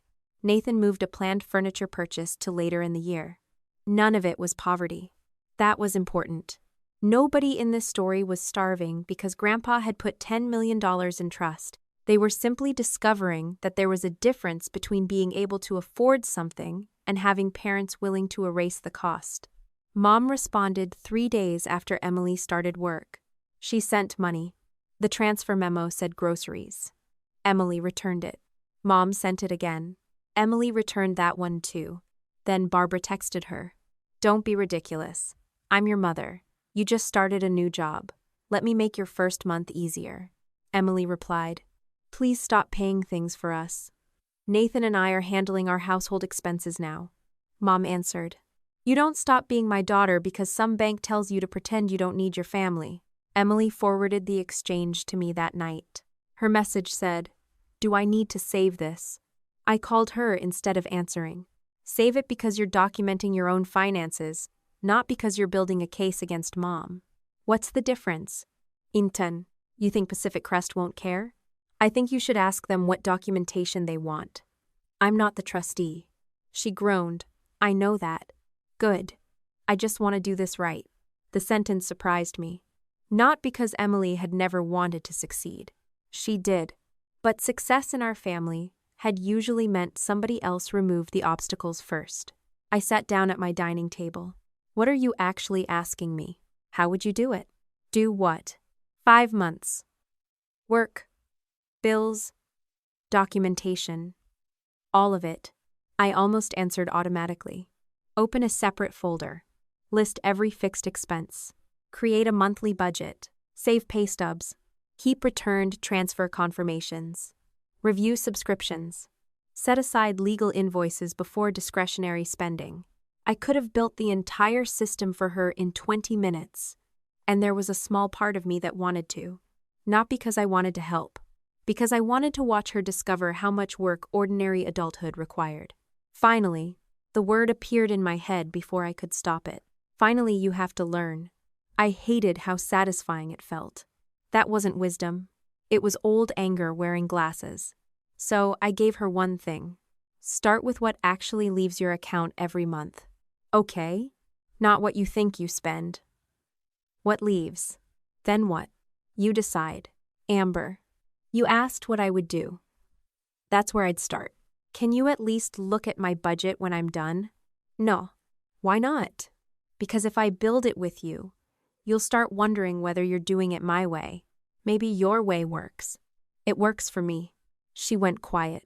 Then she said, You really aren't going to help me beat your own claws. It isn't my claws. You know what I mean. Yes. What if I screw this up? My answer came more gently than I expected. Then fix what you screw up. For once, she didn't argue. Emily started work the next morning. I didn't see her first day. I knew about it because she sent me a picture from the parking lot before walking inside. No selfie, just a photograph of her employee badge resting on her knee. Under it, she wrote, This thing has a clock-in system. Barbaric. I smiled. Then I put my phone away and went back to work. The next 2 weeks were strangely quiet between us. Emily didn't call every night with updates. I didn't ask. Once she texted that she had survived an 11-hour event day and wanted to kill whoever invented banquet chairs. Another time, she sent a photograph of a sandwich eaten over a stack of floor plans. Nothing dramatic. That was exactly why it mattered. Then Mom escalated. She paid Emily's cell phone bill. Emily discovered it when she logged into the account and found no balance due. She texted Barbara, Please stop paying bills for us. I already asked. Mom replied, It was $48. Stop acting like I bought you a house. Emily wrote back, The amount isn't the point. Barbara answered, This is Amber talking. Emily didn't reply. Instead, she and Nathan moved the phone line off the family plan. That led to the insurance. Then one old subscription. Then a credit card Dad had added Emily to years earlier for emergencies. One connection after another. Small things. Ordinary things. But the more Emily pulled loose, the more Mom reacted. I knew about the next fight because Emily called me afterward, not during it. Her voice sounded tired. I told Mom we're moving everything into our own names. What did she say? At first, she asked whether Pacific Crest was making me. And I told her no. I said Nathan, and I don't need them paying those things anymore. Emily stopped. I waited. She cried. I didn't say anything. Not when I said the trust was restricted, Emily continued. Not when Dad talked about lawyers. Not when we found out I couldn't withdraw the money. She cried because I moved my phone plan. What did she say? Emily gave a dry laugh. That I'm shutting her out. That marriage changes women. That Nathan is isolating me. Then she said, You're probably enjoying this. I looked across my living room at the framed photograph of Grandpa I'd brought home after his memorial. Are you asking what I think? Yes. Do you want what I actually think? Apparently that's all you know how to give. I ignored the jab. I think moving a phone plan shouldn't feel like betrayal. Emily was silent. Then she said, She asked why I suddenly don't need her. There it was. Not why are you taking this job? Not why are you paying your own lawyer? Not why are you fighting the trust while following its conditions? Why don't you need me? I thought about Mom sending grocery money after being told to stop. Dad insisting on paying attorneys after Emily took responsibility for the invoices. Every family story in which Emily's difficulty became proof that Barbara had to step in. For months, I had believed the fight was about $10 million. Money was visible. Easy to count. Easy to blame. But Barbara hadn't reacted most strongly when Pacific Crest kept the principal under independent control.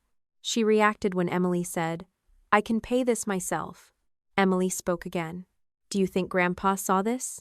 I think Grandpa saw enough to worry. And you? I saw it years ago. The old version of me would have stopped there. A sharper answer was waiting. You just didn't want to. I let it die before it reached my mouth. Emily hadn't called for punishment.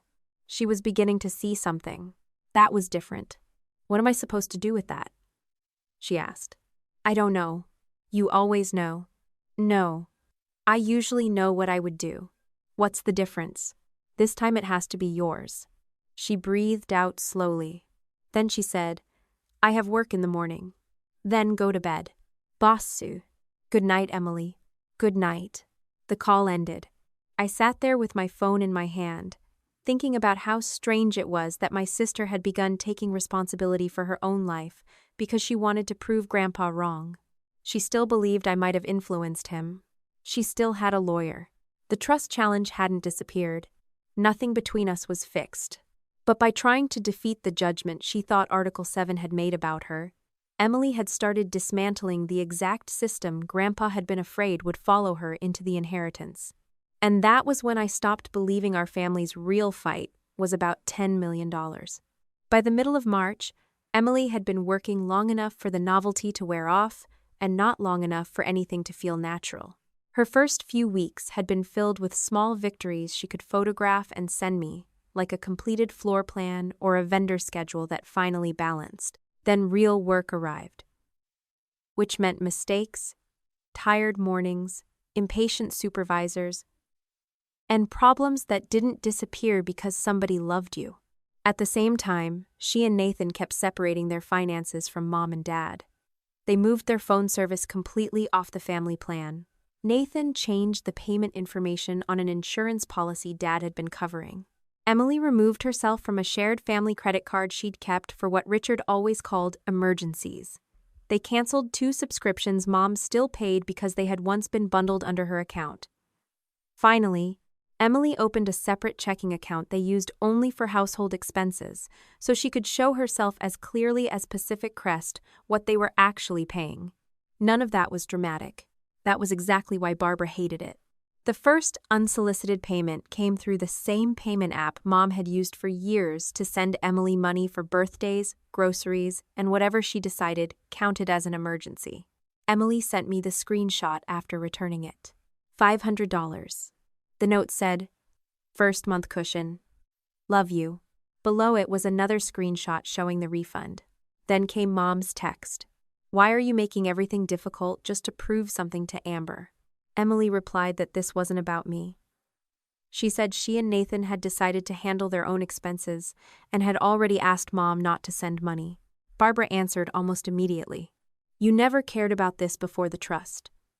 Now suddenly you're acting like accepting help from your parents is shameful." Emily didn't respond. She sent the messages to Pacific Crest along with the returned transfer confirmation, because the trustee had asked her to document financial support during the qualifying period. Then she forwarded them to me. "What do I say to her?" she asked. "Nothing if you've already said it. That's your advice? You told her to stop." She understood the words. 3 dots appeared, then disappeared. A minute later she wrote, "You make boundaries sound like parking signs. Sometimes they should be." She didn't answer after that. I knew my response irritated her, but I also knew where our conversations tended to go if I stepped too far inside them. Emily would ask what I would say, then what I would do, then whether I thought she was making the right decision. Before long, my opinion would become either permission or pressure. I wasn't interested in either role. A week later, she made her first serious mistake at work. I learned about it that night because she called me after she had already dealt with the immediate consequences. The venue company was preparing for a large corporate event involving several outside vendors. Emily was responsible for confirming access windows and making sure rental equipment arrived in the correct sequence. She changed one vendor's delivery time after a room schedule shifted, but she failed to update the final confirmation in the system shared with the loading dock. A truck arrived nearly 2 hours late because its driver had received conflicting information. That delay pushed another vendor behind it. By the time Emily's supervisor found out, part of the setup schedule had collapsed. "No one died," Emily said when she called me. "But I think my boss wanted to kill me." "What happened?" She explained it. I listened without interrupting. When she finished, I asked, "What did you do?" I apologized. "Good." She didn't seem impressed. "Apologies usually don't reverse delivery trucks." "Thank you. Very comforting." "What else did you do?" Emily sighed. She had spent nearly 20 minutes sitting in the employee restroom after the supervisor criticized her. Her first instinct had been to call Mom. She had actually found Barbara's name on her phone. Then she stopped. "What would Mom have done?" I asked. Asked who my supervisor was. Then, probably said she knew somebody at the venue group. Does she? I have no idea. She always knows somebody. We both knew what that meant. Barbara might have called a friend of a friend. She might have asked Dad whether he knew an executive. She might have told Emily the supervisor was unreasonable. She might have encouraged her to quit before she could be embarrassed again. Instead, Emily put her phone away. She went back to her desk. She wrote down every task affected by the scheduling error. She called the rental vendor herself, found out how quickly the driver could return, contacted the second vendor, negotiated a later access window, and offered to stay through setup to make sure the rest of the schedule held. Her supervisor still documented the mistake. Emily didn't get a pat on the back for fixing a problem she had helped create. She lost some credibility. For the next week, her supervisor required another coordinator to review vendor schedule changes before they went out. Emily hated that more than the criticism. "I feel like I'm being treated like a child at work too," she said. "Did she say the review is permanent?" "No." "Then rebuild the trust." "You make it sound simple." "It isn't simple." "Then why do you always sound like it is?" I thought about that. Because complicated feelings don't always require complicated actions. Emily was quiet. Then she said, "I almost quit." "I know." "How?" "Because you called Mom before." "I didn't call her." "You almost did." "Right." Same pattern. She groaned. There was no affection in the sound, but there wasn't hostility either. The next day, Emily told Mom about the mistake. That decision wasn't part of some strategy. She was tired and still wanted her mother. Those were two different things, and I had to remind myself of that more than once. Barbara reacted exactly as Emily had predicted. She told her the supervisor sounded unreasonable. She said no job was worth that level of stress. Then she asked for the supervisor's name. Emily refused. Mom asked again. Emily said, "Do not contact anyone at my work." According to Emily, Barbara sounded offended. "I wasn't going to embarrass you." "Then why do you need her name?" "I was trying to understand who you're dealing with." "No, you're trying to figure out whether you can fix it." "What's wrong with fixing something if I can?" "I need to fix it." Mom went quiet. Emily told me later that the silence had been worse than shouting. Then Barbara said, "This trust is punishing you into exhaustion." Emily ended the call. Barbara did not contact the employer. That mattered. She wasn't reckless enough to create a workplace scandal. She still understood that certain boundaries had consequences she couldn't control. Instead, she did something she believed was more reasonable. She wrote to Pacific Crest.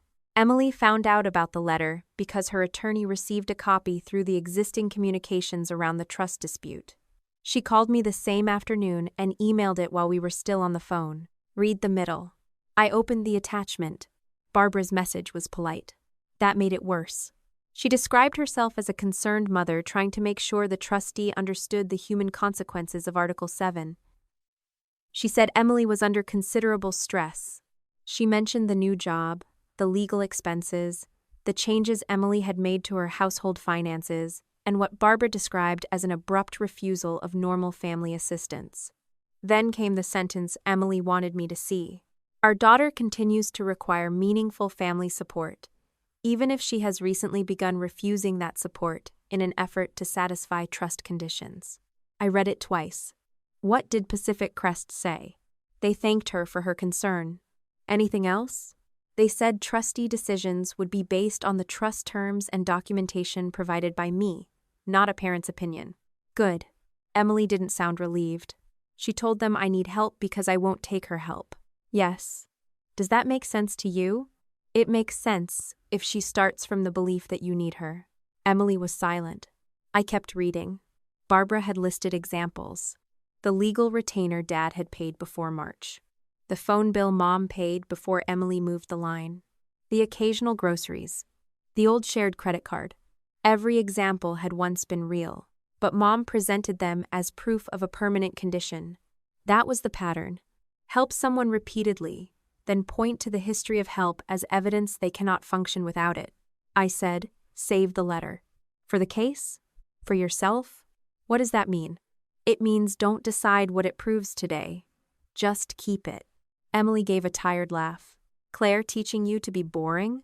Claire is very persuasive. A few days later, Dad tried his version. He didn't send $500. Richard didn't think in grocery money. He thought in emergencies. Emily had mentioned to him that she and Nathan were delaying a repair on Nathan's car until the following month. The car was still safe to drive. It needed work, but nothing urgent. Dad sent Nathan $2,000 through a payment app with the message: "Handle the car. Don't make this harder than it has to be." Nathan returned the money the same day. Dad called Emily. She didn't tell me every word of that conversation, and I didn't ask her to. I only knew the parts she repeated afterward. Dad said she was being childish. Emily told him she was trying to handle her own expenses. Dad said he had spent 34 years making sure she never had to struggle unnecessarily. Emily answered, "Maybe that's the problem." Dad went silent. Then he blamed me. "Of course he did. You've let Amber convince you that accepting help is weakness." Emily said, "Amber didn't tell me to return your money. She didn't have to." That sentence stayed with me. It was the same logic Mom used. If Emily did something they didn't like, I must be behind it. That theory protected them from a much harder possibility. Emily might be changing because she wanted to, not because Grandpa commanded it, not because I manipulated her. Because she had finally started making choices and discovering what those choices felt like. The changes weren't smooth. Near the end of March, Emily called me after another difficult week at work. She sounded exhausted. I screwed up again. What happened? This time the mistake was smaller. She had underestimated how long a room turnover would take between two events, forcing the operations team to bring in additional hourly staff to keep the second event on schedule. Her supervisor corrected the estimate. Emily had to explain the overage.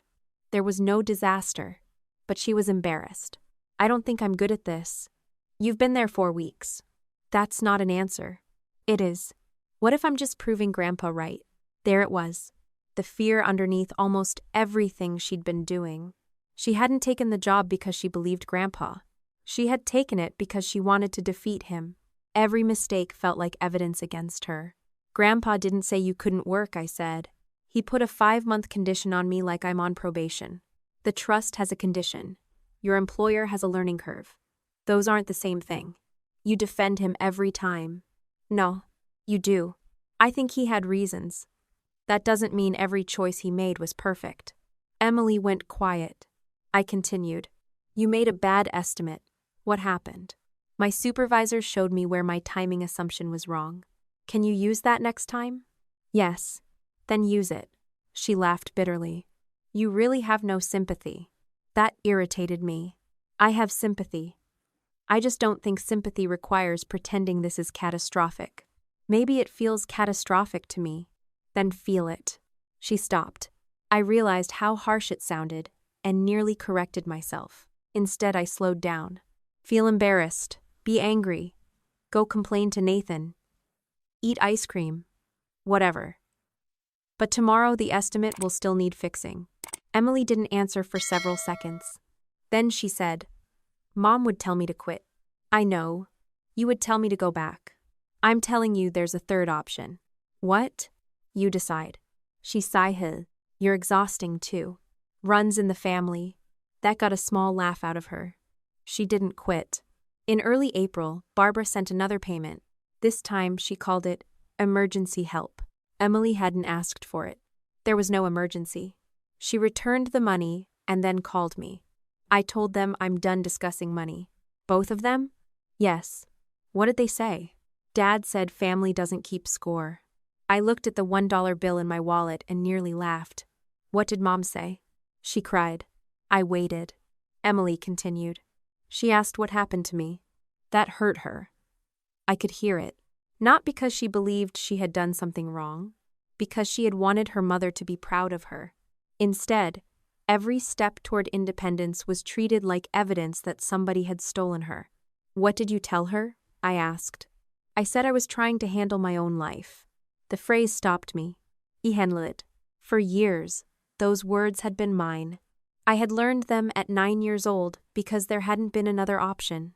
Emily was learning something similar at 34 for the opposite reason. She had always had another option. Now she was trying not to take it automatically. "What happened then?" Mom said, "You don't have to handle everything alone." "That's true. I know." "Did you tell her that?" "No." "Why?" "Because that's not what she meant." That was the first time Emily said it without me leading her there. She knew the difference now.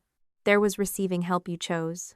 And there was having help inserted into your life until refusing it became an act of betrayal. Emily emailed me Barbara's trustee letter again, along with the screenshots of the returned payments. I keep reading this, she said.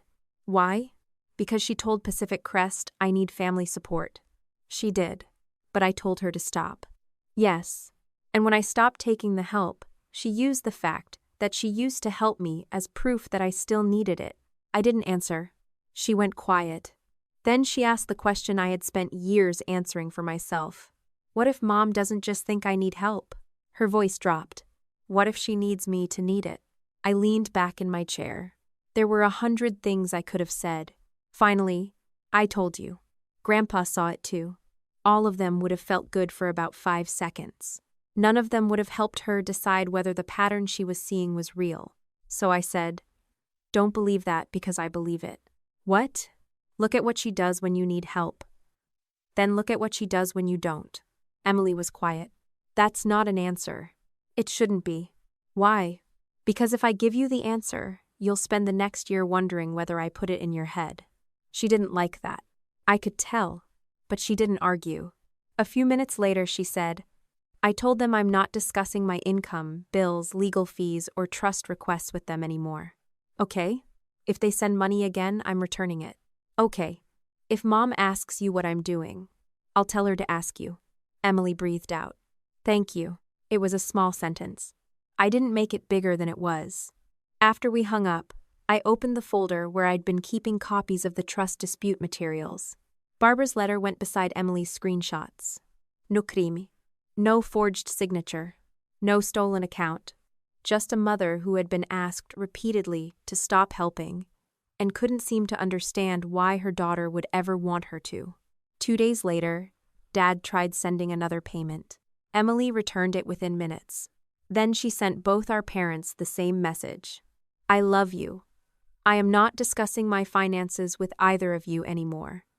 Please do not send money or contact anyone on my behalf. If I need help, I will ask. Dad responded that she was making a mistake. Mom wrote that she barely recognized her own daughter. Emily didn't answer either message. She sent me one screenshot and nothing else. I looked at it for a long time before putting my phone down. For the first time, Emily had drawn a boundary without asking me whether it was the right one. And for the first time, I understood that Barbara's greatest fear might not be losing control of $10 million. It might be hearing her daughter say, I can handle this, and realizing she no longer knew where to put herself. Emily showed up at my townhouse on the first Saturday in April, carrying 3 folders, a laptop, and the expression of someone who had reached the end of her patience with being told to make her own decisions. She set everything on my dining table without asking. One folder contained her household budget. Another held copies of the letters between her attorney and Pacific Crest. The third was mostly work material vendor schedules, handwritten notes, and a printed email from her supervisor with several lines highlighted. I looked at the pile. What is this? My life. That seems inefficient. I'm serious, Amber. Suenai. She pulled out a chair. Nathan wasn't with her. That was unusual enough that I noticed. Where's your husband? At work? You couldn't do this tonight? I didn't want him in the middle. Middle of what? She gestured at the folders. This? I sat across from her. Emily opened the budget first. She and Nathan had been paying their own ordinary expenses for a month. Rent, utilities, insurance, groceries, phone bills. Legal invoices that weren't covered by the initial retainer Dad had already paid before March. They weren't struggling in any meaningful sense of the word. Nathan had a stable income. Emily had a salary now. But their discretionary spending had been built around years of knowing someone would absorb an unexpected cost if necessary. Without that assumption, the numbers felt different. They had already canceled a spring trip. They had delayed replacing living room furniture. Emily had cut several monthly expenses she barely remembered signing up for. Now, the legal bills were starting to bother her. If we keep fighting this, we're going to burn through money we could be saving. Yes. She frowned. You could pretend not to enjoy being right. I'm not enjoying it. Your face is. I ignored that. She turned the laptop toward me. Her work problem was more serious. A corporate client was holding a 3-day conference at one of the venues Emily helped manage. 2 outside vendors had submitted revised requirements within the same afternoon. One needed earlier ballroom access for staging. The other needed a service corridor kept clear for audiovisual equipment. Emily had approved both changes without catching that the access windows overlapped. Her supervisor caught the conflict before the event, but fixing it would cost the venue additional labor and might require moving one supplier to an overnight setup window. "I need to call the vendors Monday," she said. "Okay. The staging company already said they're not paying an overnight labor premium." "Okay. The AV company says their equipment truck can't move later because it's booked somewhere else afterward." "Okay." She stared at me. "Could you stop saying okay? What would you prefer?" "I want you to tell me what to do." There it was. Not what would you consider. Not what am I missing. Tell me what to do. I leaned back. "No." She blinked. "What?" "I'll tell you what I know. I'm not running your life because Mom can't." Her expression hardened immediately. "That's incredibly convenient." "How?" "You wanted me independent until it became inconvenient to help me. I am helping you. You just said no. Those aren't opposites." Emily pushed the work folder toward me. "You've managed operations teams for years. You know exactly how to handle this."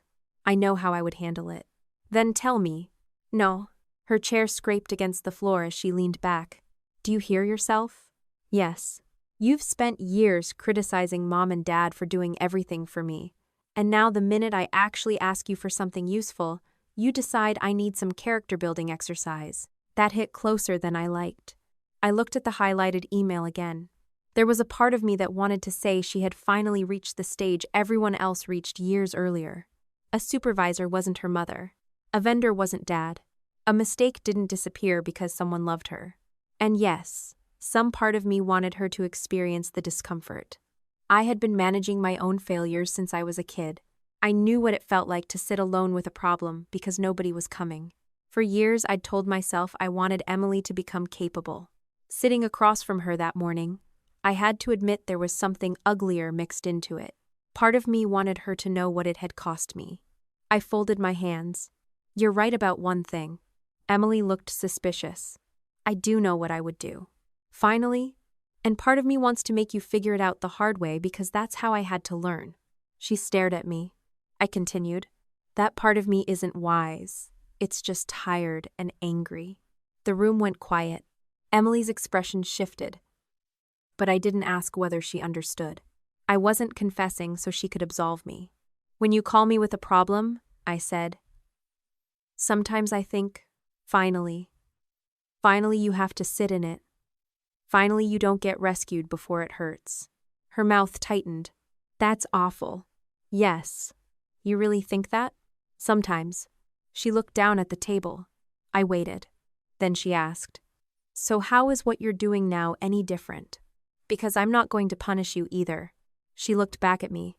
"I can help you think. I can tell you what questions I'd ask. I can tell you when I think you're missing something. But I'm not calling your vendor, building your budget, choosing whether you continue the lawsuit, or telling you what to say to Nathan. Mom would. I know. So your solution is to do the opposite of everything she does?" "No. My solution is to leave your decisions attached to you."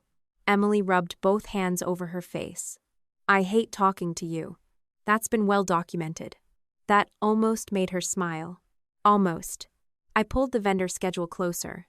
"What outcome do you need?" She answered immediately. "The event has to load in on time." "Too broad." She looked at the paperwork. "The staging vendor needs ballroom access. The AV truck needs the corridor. At the same time? That's the problem. Can both requirements physically happen?" "No." "Then one condition has to change." "I know that." "Which condition is cheapest to change?" She opened her mouth, stopped, then looked down. "I don't know yet." "Good." "How is that good?" "Because now you have a question instead of a panic attack." She glared at me. I pushed the folder back. "Find the answer." "That's it?" "That's it." She stayed another hour, but I didn't solve the problem. We reviewed what information she had and what she didn't. That was different. She didn't know the exact overnight labor premium. She didn't know whether the AV company could use a different truck. She didn't know whether another ballroom could temporarily stage equipment. She had been treating statements from vendors as fixed facts without testing what was actually fixed. Before leaving, she held up her budget. What about this? What about it? Can you look at it? No. She closed her eyes. Amber. Nathan lives in the household. Build it with Nathan. He doesn't care about spreadsheets. He cares about paying rent. You're enjoying this again? A little. At least I was honest. She packed the folders. At the door, she turned around. If I make the wrong decision, are you going to say I told you so? No. Why not? Because then it would still be about me.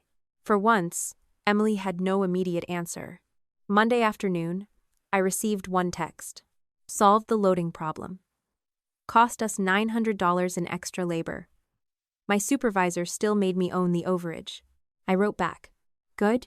Her reply came instantly. $900 is not good. I typed, the problem being solved is good. The consequence being real is also probably good. She sent me a middle finger emoji. I laughed at my desk. That night she called and explained what she'd done. She contacted both vendors herself. The staging company couldn't move later, but they could reduce the amount of equipment delivered during the first access window if the remainder arrived early the next morning. The AV company couldn't change trucks, but they could unload part of the equipment at a secondary service entrance if the venue assigned additional staff. Emily took both options to her supervisor, instead of choosing one unilaterally. Her supervisor approved the split plan. The venue absorbed $900 in additional labor because Emily had missed the conflict when approving the changes. She wasn't fired. Nobody congratulated her. She lost the chance to assist on a more prestigious event later that month because her supervisor wanted a more experienced coordinator on it. That bothered her more than the money. I fixed it. You did. And I still lost something. Yes. That part sucks. It does. She was quiet for a moment. Then she said, I always thought fixing the problem meant the consequence should disappear. I didn't answer. She gave a small laugh. Don't what? Don't sound so pleased without making a sound. I'm innocent. You're never innocent. The conversation felt different. Not warm exactly. But for the first time, Emily had called to tell me how she'd handled a failure instead of asking me how to erase it. The budget changed too. She and Nathan sat down together, cut another layer of discretionary spending, and decided how much legal expense they were willing to carry from marital income. I knew because the two of them came over for dinner the following weekend. Nathan told me while Emily was opening a bottle of wine. We made some rules. Emily looked over. Boundaries. Same thing with better branding, Nathan said. Their first rule was no more money from mom or dad.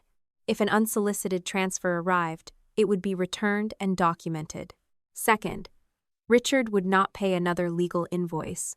Third, if Emily and Nathan had an argument, Barbara would not become the emergency marriage counselor before they had even finished arguing with each other. Emily rolled her eyes. That happened once. Nathan looked at me. 3 times. 2.5. How is half an argument possible? I called Mom and hung up before she answered. That counts. I smiled into my glass. Emily noticed. Don't get smug. I'm eating pasta. Nathan continued.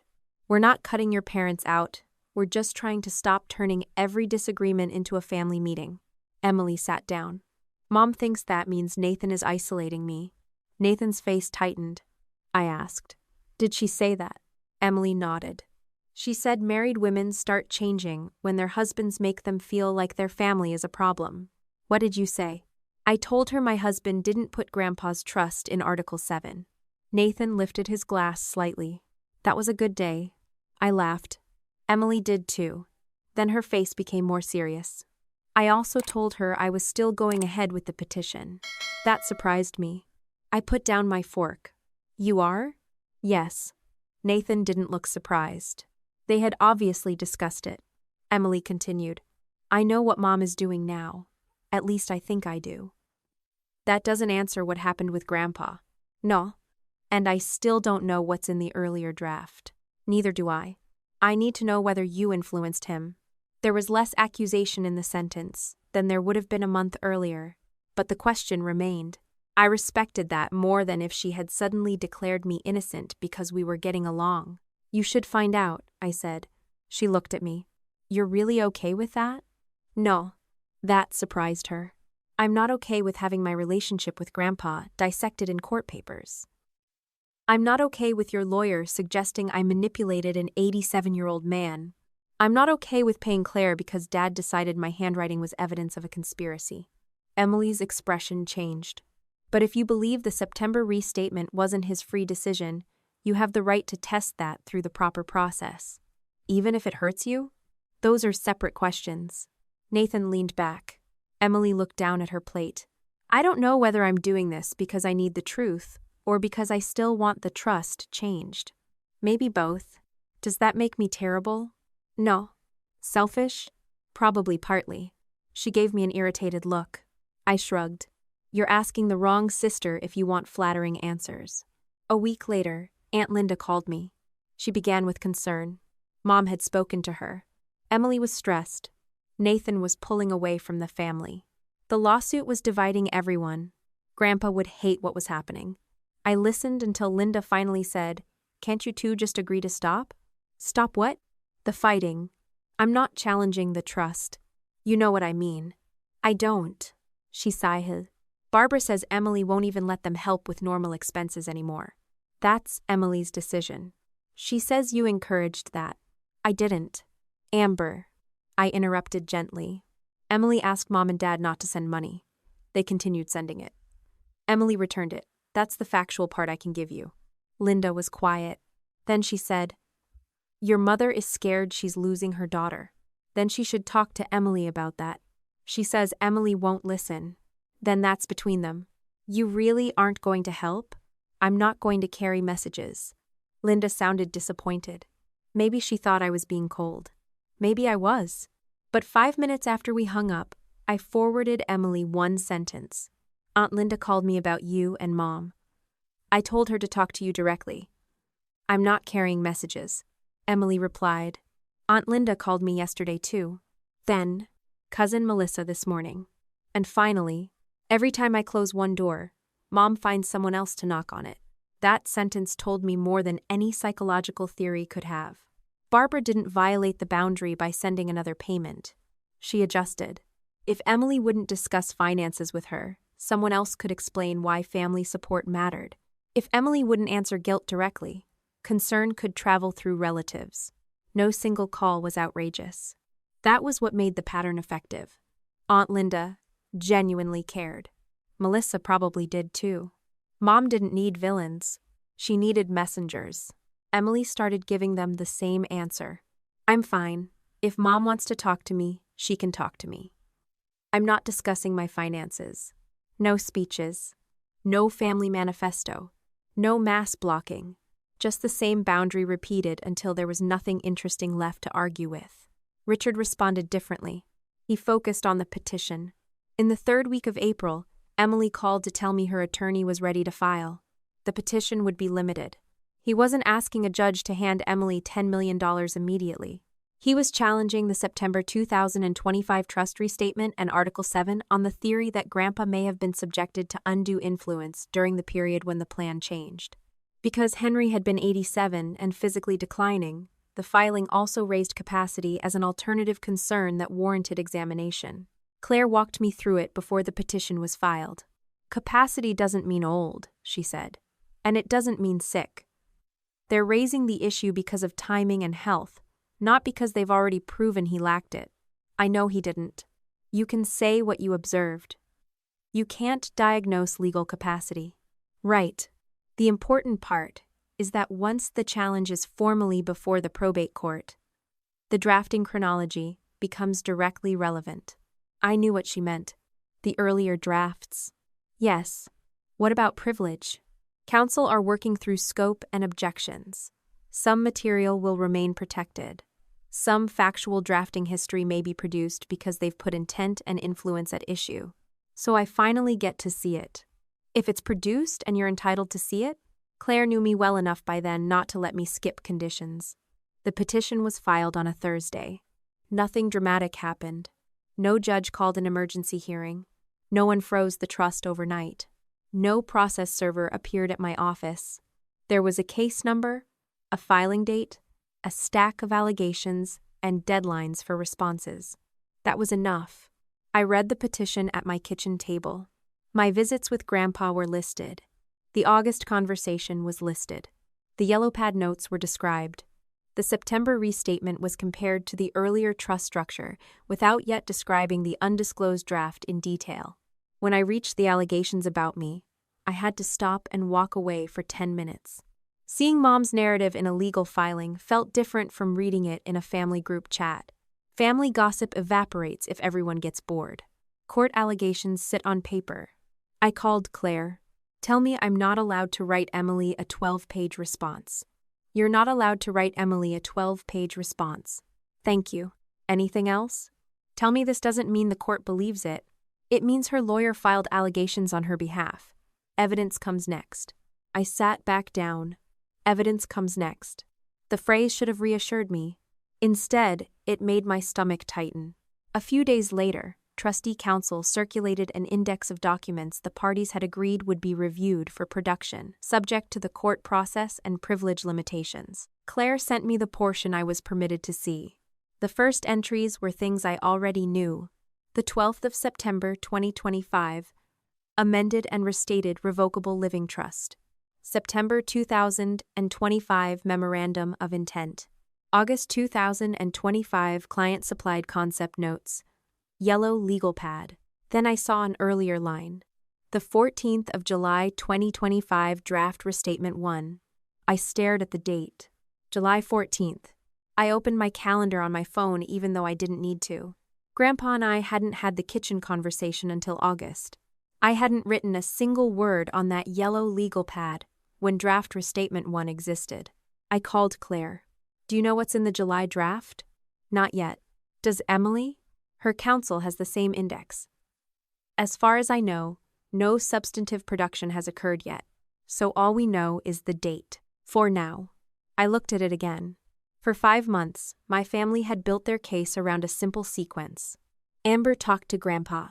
Grandpa changed his trust. Therefore, Amber caused the change.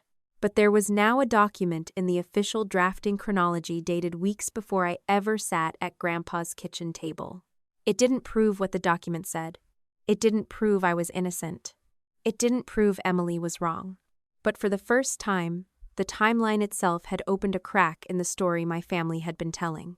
And behind that crack was a draft none of us had seen yet. The first week of May, Claire called me at 9:17 on a Tuesday morning and told me not to open the email she had just forwarded until we were on the phone together. That was enough to make me close my office door. For months, every important document in Grandpa's trust dispute had arrived, wrapped in procedure requests, objections, privilege reviews, production indexes, carefully limited disclosures, and I had learned not to treat any single page like a verdict. This is part of the agreed production, Claire said. Emily's counsel received the same core drafting chronology. You're seeing it because you've been specifically identified in the undue influence allegations, and these records relate directly to when the relevant planning decisions were made. So this isn't Daniel quietly giving me his file. No. Good. I know you've been worried about that. I looked at the unopened attachment on my screen. I'm worried about a lot of things. Then let's be precise about this one. Some material remains protected. Some isn't being produced. What you're about to see is a limited set of drafting records that counsel agreed were relevant once Emily formally challenged the September restatement. I opened the document. The first page was an index. I had already seen part of it in April, including the line that had kept me awake more than once. The 14th of July 2025, Draft Restatement 1. Now there was an attachment beside it. I clicked. For several seconds, I didn't understand what I was looking at, because I had spent so many months expecting one particular kind of answer. Mom believed the July draft would show Grandpa had planned to give Emily unrestricted money before I interfered. Emily's petition was built around the possibility that something substantially changed after our August conversation. Even I had imagined opening the document and finding $10 million beside Emily's name, followed by some later restriction that could be traced to me. That wasn't what the draft said. I scrolled back to the beginning and read it again. There was no Article 7 subtrust for Emily. No $10 million protected inheritance. No staged distribution structure. The July draft allocated smaller fixed gifts to several people, preserved certain existing charitable commitments, and directed a substantial portion of what remained into scholarship and charitable purposes Grandpa had supported for years. Emily's name appeared, but not beside $10 million. Not beside $5 million. Not beside a separate trust. There was no dedicated path placing anything close to $10 million aside for her. I stopped reading. Claire, I'm here. Am I missing something? What do you think you're missing? Where's Emily's $10 million? It isn't in that draft. I stared at the page. Nothing? Be careful with the word nothing. She wasn't literally erased from every possible benefit in the estate structure, and I don't want you overstating what the document says. But the important point is accurate. Draft Restatement 1 did not establish the dedicated $10 million Article 7 subtrust that appears in the September restatement. I read the relevant section again. So before I talked to Grandpa, there was no 10 to million path for her. Correct. And after I talked to him, there was. That's what the chronology shows. I leaned back in my chair. For months, I had prepared myself to defend a conversation I knew had been honest. I had accepted that my handwriting looked bad. I had accepted that visiting Grandpa privately looked worse once Mom gave those visits a motive. I had accepted that my $1 gift could be turned into theater, camouflage, martyrdom, or whatever else my family needed it to be. I had never once considered that the truth might be more extreme than the accusation. Grandpa hadn't been preparing to hand Emily $10 million when I sat at his kitchen table. He had already moved in the opposite direction. Did Daniel draft this before Grandpa talked to me? The date is July 14th. Our kitchen conversation was in August. Yes. Do we know whether Grandpa had already made up his mind? We know what the draft says. We know when it was created. We know he later changed direction. Don't turn a drafting document into a mind-reading device. There was Claire again, ruining my best emotional conclusions with accuracy. Right. But Amber? Yes? This is significant. That was as dramatic as Claire ever got. The production included a chronology created from dated records, rather than anyone's memory. On July 14th, Daniel had prepared Draft Restatement 1 after discussions with Grandpa. In August, Grandpa and I had the kitchen conversation memorialized in the yellow pad scan. Later that month and into September, Grandpa met with Daniel without me. On September 12th, he executed the amended and restated trust that created Article 7 and allocated approximately $10 million to the subtrust for Emily's benefit. I wrote the dates on a notepad, even though they were already on the screen. July 14, August, late August and September, September 12. The sequence didn't prove every thought Grandpa had along the way. It didn't mean my conversation had no influence. Of course it had influence. Grandpa had asked for my opinion because he wanted it, but it destroyed the story my parents had been telling. I had not walked into Grandpa's kitchen and persuaded him to take an unrestricted $10 million away from Emily. There had been no dedicated $10 million inheritance to take away. If the documents were what they appeared to be, Grandpa had been preparing to leave Emily without that path before I ever spoke to him. Then he talked to me. Then Article 7 appeared. I should have felt triumphant. Instead, I felt sick. Because whatever the documents did for me, they did something much harsher to Emily. My family's theory had at least protected one belief she still carried. Grandpa had wanted to give her everything until I interfered. Now that belief was gone. Claire kept talking. There's another attachment. I opened it. The yellow legal pad appeared on my screen, but this time I wasn't looking at the compressed scan that had been circulated in the beneficiary meeting. This version showed the entire page in sequence, including Grandpa's notes above mine, arrows, crossed-out phrases, and the portions that had been easy to overlook when Mom was pointing at my handwriting like a prosecutor. Near the top, Grandpa had written, "Cut her off? Let consequences finally be consequences. Below it, in my handwriting, was the line I remembered writing first. Don't cut her off just to teach a lesson. I read it 3 times. Farther down was another exchange. Grandpa, Richard says he and Barbara can help manage. Mine, don't let Mom and Dad run it. Then the line Mom had quoted indirectly for months. No lump sum, but directly beneath it was something I had forgotten I'd written. Give her room to fail without buying the failure away. There it was. Not a blueprint for controlling Emily. Not a plan to punish her.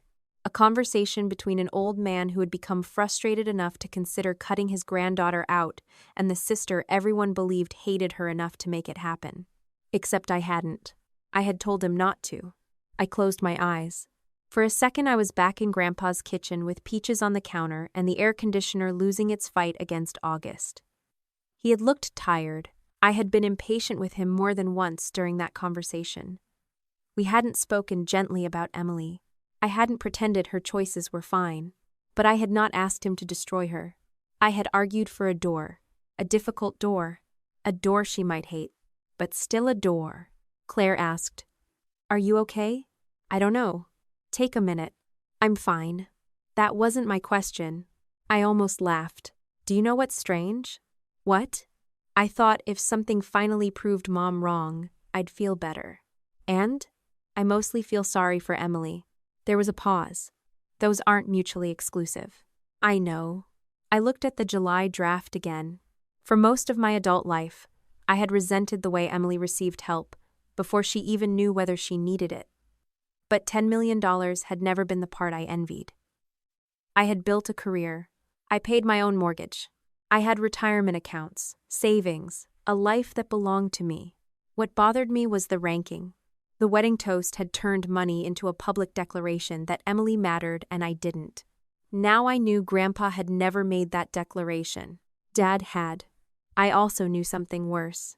If Emily had received no dedicated $10 million path in the July plan, then discovering that fact wasn't going to feel like vindication to her. It was going to feel like rejection. Claire said, "Don't contact her until she's had a chance to review the production with her own attorney."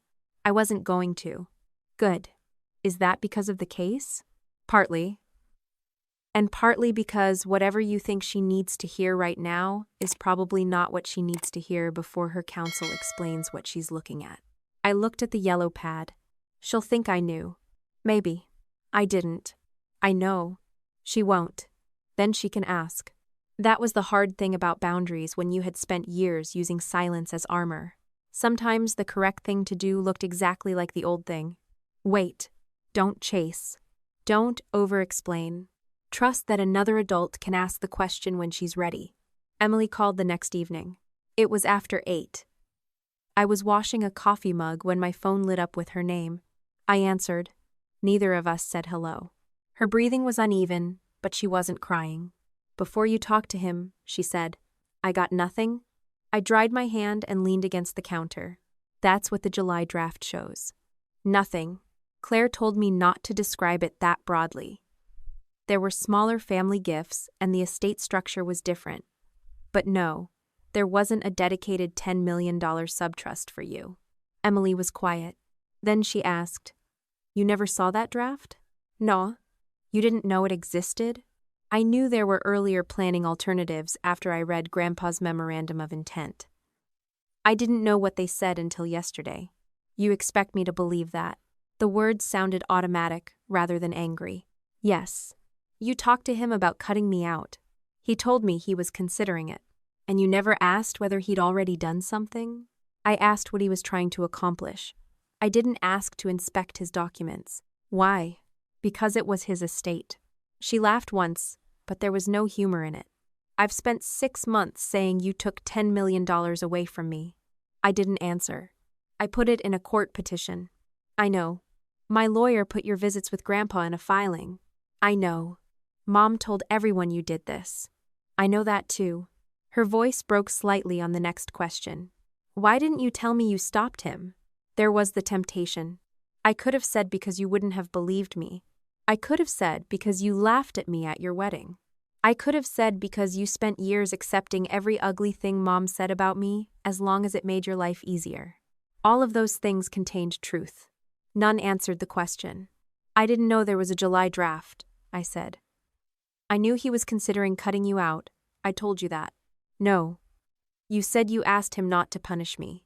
That was what I meant. Why didn't you say, Grandpa was thinking about leaving you nothing? Because I didn't know what he'd already put on paper, and because that was a private conversation with him. That's your excuse? No. She went silent. I took a breath. The other reason is that I was done defending myself to you. This time, the silence felt different. I continued. That isn't noble. It isn't especially kind. I got tired of explaining myself to people who had already decided what I was. So I stopped. Even when you knew I believed something that wasn't true? Sometimes, yes. That's messed up. Yes. She breathed out. I could hear something moving in the background, maybe a chair. Then she said, My lawyer showed me the full yellow page. I saw it too.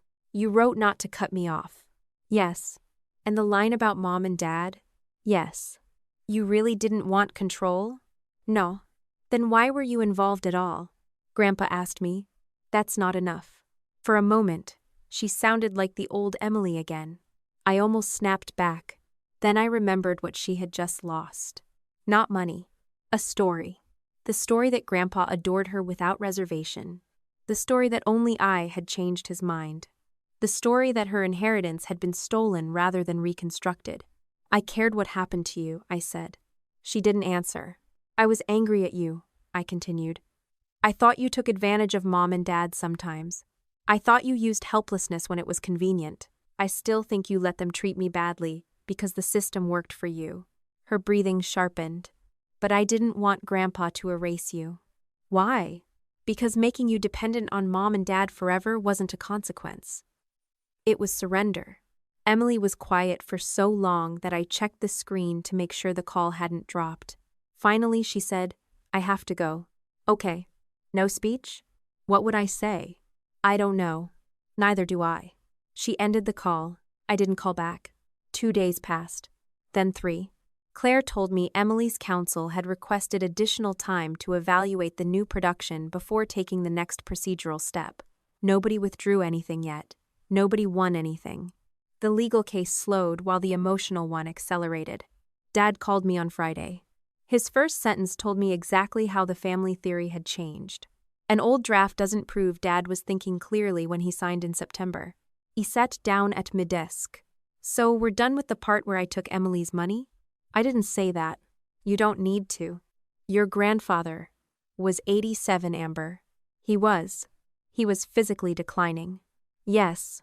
He was taking medications. Like most 87-year-old men with chronic health issues. Dad's voice hardened. Don't minimize this. I'm not. You weren't with him every minute. Neither were you. I knew my father. So did Daniel. A lawyer meeting him for an hour doesn't know him better than his son. I rubbed my forehead. The evidence had changed. Dad's destination hadn't. If the chronology no longer supported Amber manipulated Henry, then Henry must not have been capable of knowing what he wanted. Anything except accepting the possibility that Grandpa had made a deliberate judgment Richard hated. Have your lawyer raise whatever argument the evidence supports, I said. You sound very confident. I sound tired. You think a memorandum fixes this? No. The man wrote things down, so we're supposed to accept he had capacity? I didn't say that either. Then stop acting like this is over. I'm not the one deciding whether it's over. He hung up on me. Later that afternoon, Claire explained what I already suspected. The July draft hurts the simple causation theory against you, she said. The execution records and Henry's signed memorandum also make a casual claim that he had no idea what he was doing harder to sustain. That doesn't mean incapacity is impossible as a matter of law. It means they would need actual evidence, not just his age. Medical records? Potentially relevant evidence, witness testimony, circumstances around execution. But don't get ahead of the process. Richard will. Richard isn't your lawyer. I smiled. Thank God. That weekend, Emily asked Mom and Dad to come to her apartment. I wasn't invited. I only learned what happened because Emily called me afterward. She had shown them the chronology. She had shown them the July draft. She had shown them the full yellow page. Nathan had been there. According to Emily, Dad focused almost immediately on Grandpa's age. Mom focused on me. She said you got into his head before he signed the final version. I frowned. After looking at the July date? Yes. What did you say? I said the July draft came first. And? She said that didn't matter, because the trust Grandpa actually signed came after you started visiting him more. I closed my eyes. There it was. The theory no longer had to make chronological sense. It only had to preserve the villain. What did you tell her? Emily hesitated. That you were already visiting Grandpa before July, too. I smiled despite myself. Groceries. Sinister. That's what Nathan said. Smart men. Emily didn't laugh. Mom said I was letting you confuse me. I waited. Then Dad said, if Grandpa was willing to cut me out in July, that proves something was already wrong with him. I didn't know what to say to that. Emily did. I asked why Grandpa disagreeing with them automatically meant something was wrong with Grandpa. My hand tightened around the phone. What did Dad say? That I didn't understand the history. And Mom? She cried. Of course she did. Emily's voice dropped. She said this whole thing is breaking the family apart. Do you believe her? I think something was already broken. I didn't answer. That sentence belonged to Emily. She had earned it herself. The following Monday, Aunt Linda received a message from Mom. I didn't know about it until Emily sent me a screenshot that night. Barbara had written several paragraphs. She said the family needed to remember that Grandpa had been old, grieving the loss of control over his health, and vulnerable to people who reinforced his fears. She said I had always resented the closeness between Emily and our parents. She said I had spent more private time with Grandpa near the end of his life. Then came the sentence that mattered. Amber got into Dad's head before he signed anything. Whatever some earlier draft says, the final restrictions came after she started working on him. I read it once. Then I looked at the timestamp. Monday, 11:42 a.m. Emily and Nathan had shown Mom the July draft Saturday night. Barbara knew. She knew Grandpa had drafted a plan with no dedicated $10 million path for Emily before our August conversation. She knew my handwriting included the line telling him not to cut Emily off. She knew I had no control over Article 7. And she had still sent that message. Until then, I could tell myself Mom believed her own version because she had built it from incomplete facts. Now the facts were complete enough to break it. She simply refused to let them. A second message arrived from Emily while I was still looking at the screenshot. Only 2 words. She knows. I stared at them. That was the moment the conflict changed for me. Before that, my mother's story could still be called a misunderstanding, a mother's fear, an old family bias stretched around new facts. After that message, it became a choice. Emily withdrew the petition in the first week of June. There was no hearing where a judge declared me innocent. No courtroom full of relatives watching my parents lose. Her attorney reviewed the July draft, the September restatement, Grandpa's signed memorandum of intent, the execution records, and the full yellow pad page, then explained what continuing would mean. The theory that I had persuaded Grandpa to take a $10 million inheritance away from Emily no longer matched the chronology. The dedicated $10 million subtrust had appeared after my conversation with him, not disappeared because of it. They could keep litigating other theories if Emily wanted, including questions about Grandpa's capacity. But that would mean more discovery, more legal fees, more uncertainty, and a much harder evidentiary fight than the one they thought they were filing in April. Emily called me after she instructed her attorney to dismiss the petition voluntarily. It's done, she said. I was sitting in my car outside my office, waiting for the air conditioner to catch up with the Sacramento heat. Okay, you could sound happier. I'm trying not to make your decision about me. She gave a quiet, tired laugh. You really committed to that philosophy. It saves time. Dad thinks I'm quitting. Are you?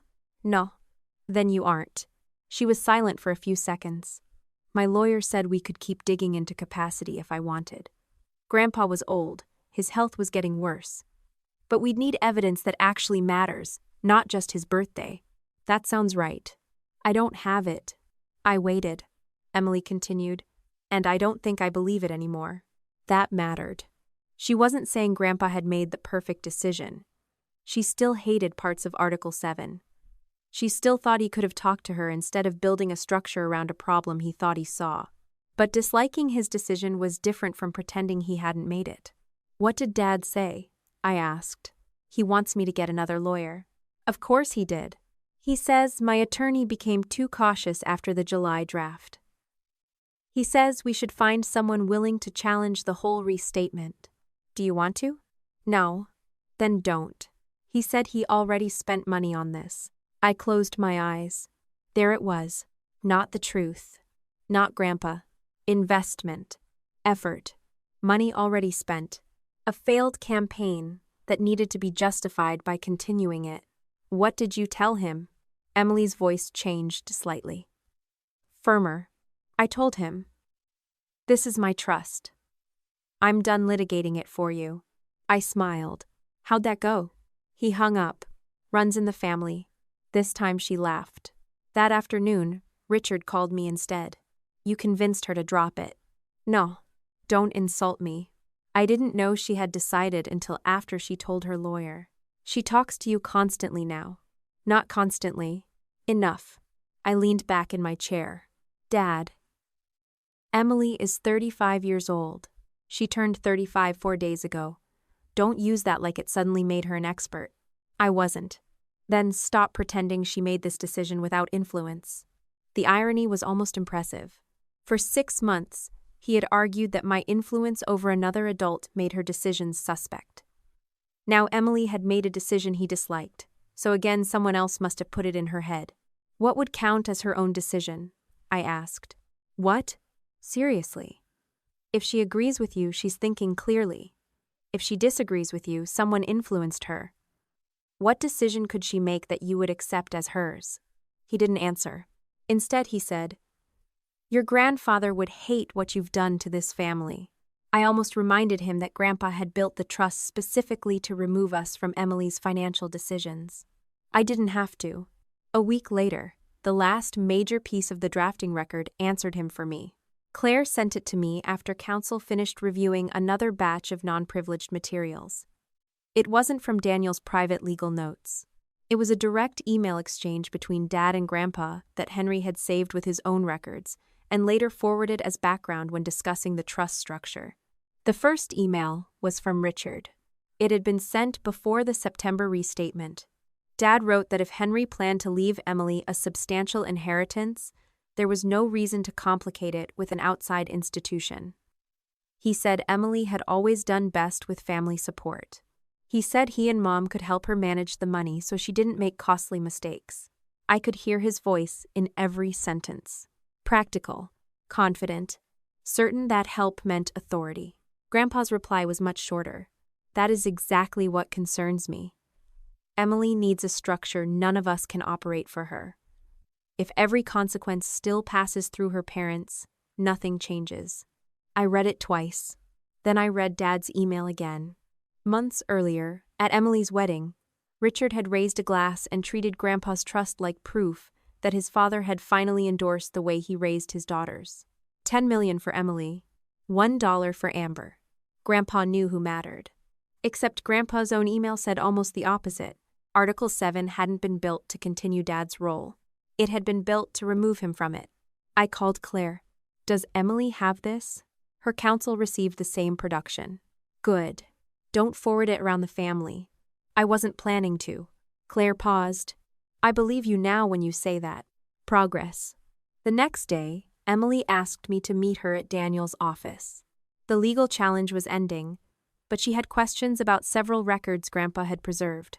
Daniel agreed to explain what he could, as long as everyone understood he wasn't representing either sister in the dispute. Nathan came with Emily. I came alone. The Richard Henry email was on the table when I arrived. Emily tapped Grandpa's reply. Dad knows I saw this. I assume that went well. He said Grandpa misunderstood what he meant by manage. Daniel didn't react. Emily looked at him. Did Grandpa misunderstand? Daniel answered carefully. Henry's concern was consistent over multiple meetings. He did not want a parent, sibling, spouse, or other family member controlling distributions under Article 7. Nathan asked. Because he didn't trust Richard? Because he wanted the trustees' decisions separated from family pressure. That was the most Daniel answer possible. Emily sat back. Then she looked at me. There is one thing I still don't understand. I knew before she said it. The dollar. Yes. Nathan looked between us. Emily continued. If the July draft proves Grandpa was already thinking about leaving me without the $10 million trust, and you were the person who told him not to cut me off, why did he leave you $1? I didn't answer immediately. Daniel opened a thin folder. There is a personal communication Henry preserved that addresses part of that. He slid a printed email across the table. I recognized it before I reached the second line. I had sent it to Grandpa 2 days after our kitchen conversation. At the time, I had forgotten it almost as soon as I sent it. Grandpa had called me that morning and said he was going back to Daniel to work through the plan. I had been at my desk during lunch when I sent the message. Grandpa, do whatever you think is right for Emily, but don't make me financially better off because of what you decide for her. I don't want a larger share because hers is restricted or reduced. If you insist on naming me in that part of the plan, make it nominal. I want out of the money argument. Emily read it. Nathan read it over her shoulder. Daniel said, Henry later chose the $1 specific distribution. There was no special legal magic to that amount.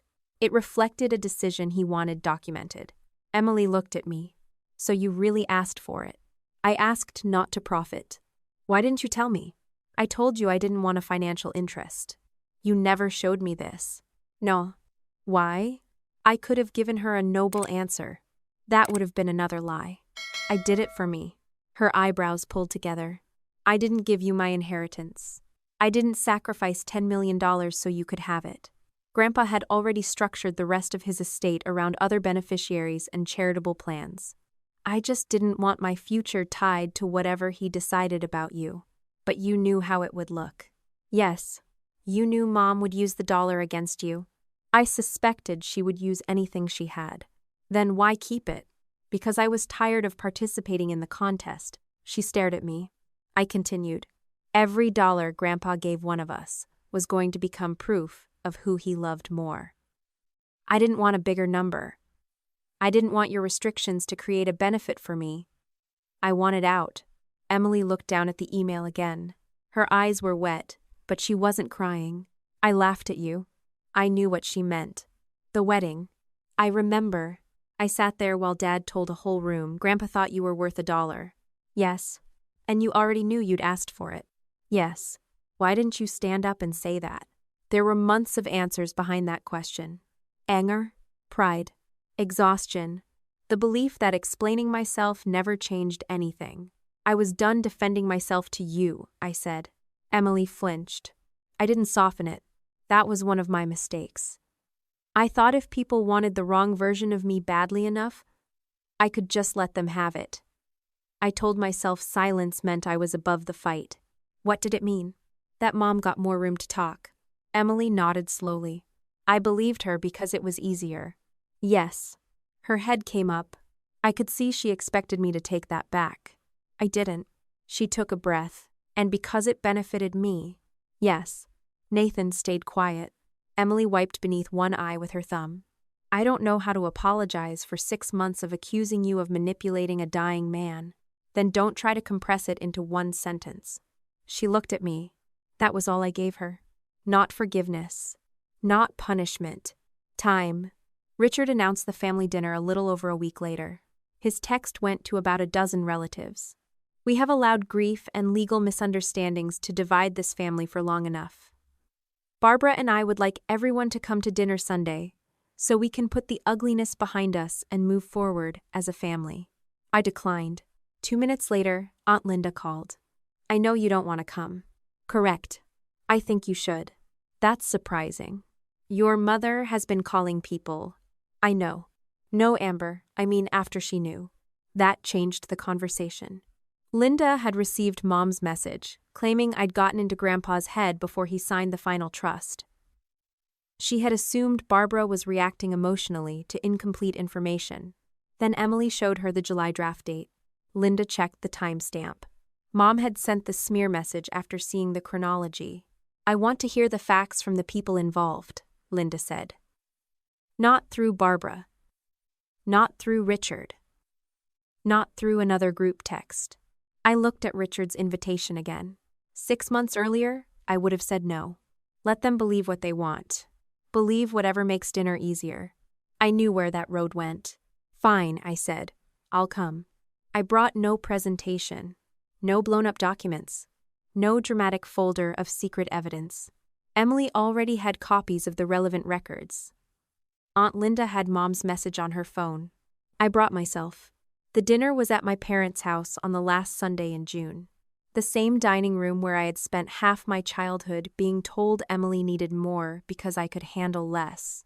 Mom had set the table as if linen napkins could civilize what was about to happen. Dad waited until dessert before starting. Whatever mistakes have been made, he said, we're still family. Nobody interrupted. He continued, your grandfather's death created confusion. Lawyers made that worse. People said things they shouldn't have said. Emily made decisions under enormous pressure. Emily's jaw tightened. Mom reached for her hand. Emily moved it before Barbara touched her. Mom noticed. So did everyone else. Barbara sat straighter. This whole process has changed her. Nathan looked down at his plate. Mom continued. She barely speaks to us. She won't let us help her. She treats ordinary concern like interference. And I think we all know Amber has always understood how to divide people while making herself look uninvolved. I opened my mouth. Emily said, no. The word wasn't loud. It didn't need to be. Mom turned toward her. Honey, I'm not blaming you. I know. Emily reached into her bag and took out 3 sheets of paper. Not a binder. Not a performance. 3 pages. Before anybody says we should move on, I want everyone to know what we're moving on from. Dad frowned. We've discussed this privately. You discussed my inheritance publicly at my wedding. Nobody spoke. Emily put the first page on the table. This is the dated drafting chronology. Grandpa's July trust draft existed before Amber talked to him in August. Mom shook her head. We know that. Emily continued as if she hadn't spoken. In that July draft, there was no $10 million Article 7 trust for me. Aunt Linda looked at Richard. Emily placed the second page beside it. After Grandpa talked to Amber, he created the $10 million subtrust. Dad interrupted. That does not prove. Emily raised one hand. It wasn't dramatic. Dad stopped anyway. The full yellow pad page shows Amber told him not to cut me off. She also told him not to let either her or you manage the money. Mom's face reddened. Because she wanted an institution between you and your own family. No, because Grandpa did. Amber put that idea in his head. Emily looked directly at her. Mom, you knew the July draft came first when you sent Aunt Linda that message. Barbara froze. Linda unlocked her phone. I still have it. Nobody rushed toward her. Nobody needed to. Linda read the date aloud. Then, Emily read the date of the meeting, when she'd shown our parents the July chronology. Mom's message came 2 days later. Emily looked at her. You knew. Barbara's voice became softer. I knew there was an earlier draft. That doesn't mean I agreed with the way Amber influenced him afterward. You told Aunt Linda she talked Grandpa into taking my inheritance away. I said she got into his head. You knew the $10 million trust didn't exist before her. Emily, you knew. Mom's eyes filled. And there it was. The next defense. Do you have any idea what I have sacrificed for you? Emily closed her eyes briefly. Dad said, that's enough. Mom kept going. I spent your entire childhood making sure you were safe. Every doctor, every school problem, every time you were overwhelmed, I was there. Your father and I paid bills when you didn't have enough. We helped when jobs fell apart. We kept you from making mistakes that could have followed you for years. Emily's voice stayed low. I know. And now you sit here acting like that was abuse because your sister never needed the same things. I didn't say that. Then what are you saying? I'm saying I asked you to stop. Mom stared at her. This year, I asked you to stop sending money. You sent it anyway. I asked you not to contact people for me. You kept trying. You wrote Pacific Crest and told them I still needed family support while I was returning the support you were forcing on me. I was protecting you. From what? From failing. That word landed harder than if she'd shouted. Emily stared at her. Mom was crying now. If we'd stopped helping every time you fell apart, where would you be? The room went silent. Emily took a breath. I don't know. Barbara's face shifted, almost triumphant, as if she'd heard an admission. Then Emily finished. That's what you never let me find out. Mom stopped crying for a second. Dad stood. This discussion is over. Nobody moved. That was the moment I remember most. Not Emily's evidence. Not Mom's face. Dad standing at the end of his own dining table and discovering the sentence that had ended every family argument for 30 years no longer worked. Aunt Linda spoke first. Richard, did you read Article 7 before you announced those numbers at the wedding? Dad looked at her. That's beside the point. You humiliated Amber with a document you hadn't read. I relied on the summary. My cousin Melissa asked, why did Henry specifically keep you and Barbara from controlling Emily's distributions? Dad's face darkened. He didn't keep us from our daughter. That's not what she asked, Nathan said. Dad turned on him. This is between us. Nathan didn't flinch. I'm her husband. And for months, I've watched you turn every choice she makes into evidence that someone else is controlling her. Dad looked at Emily.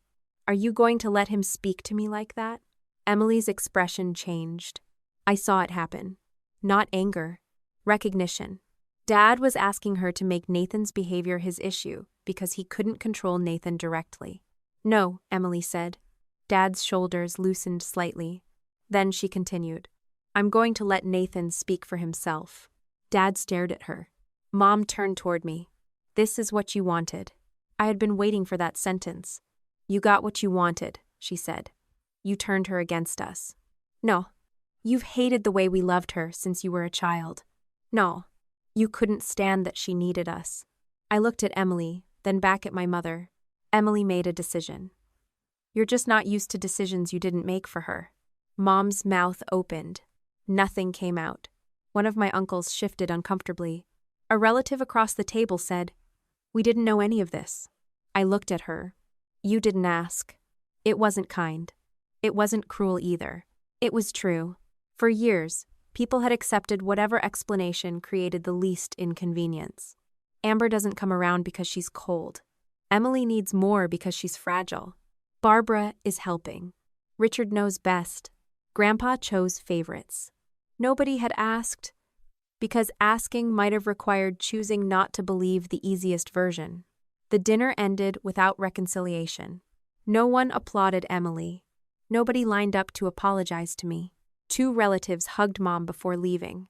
One of them hugged me too. Dad disappeared into his study. Barbara cleared plates with movements sharp enough to make the silverware strike the china.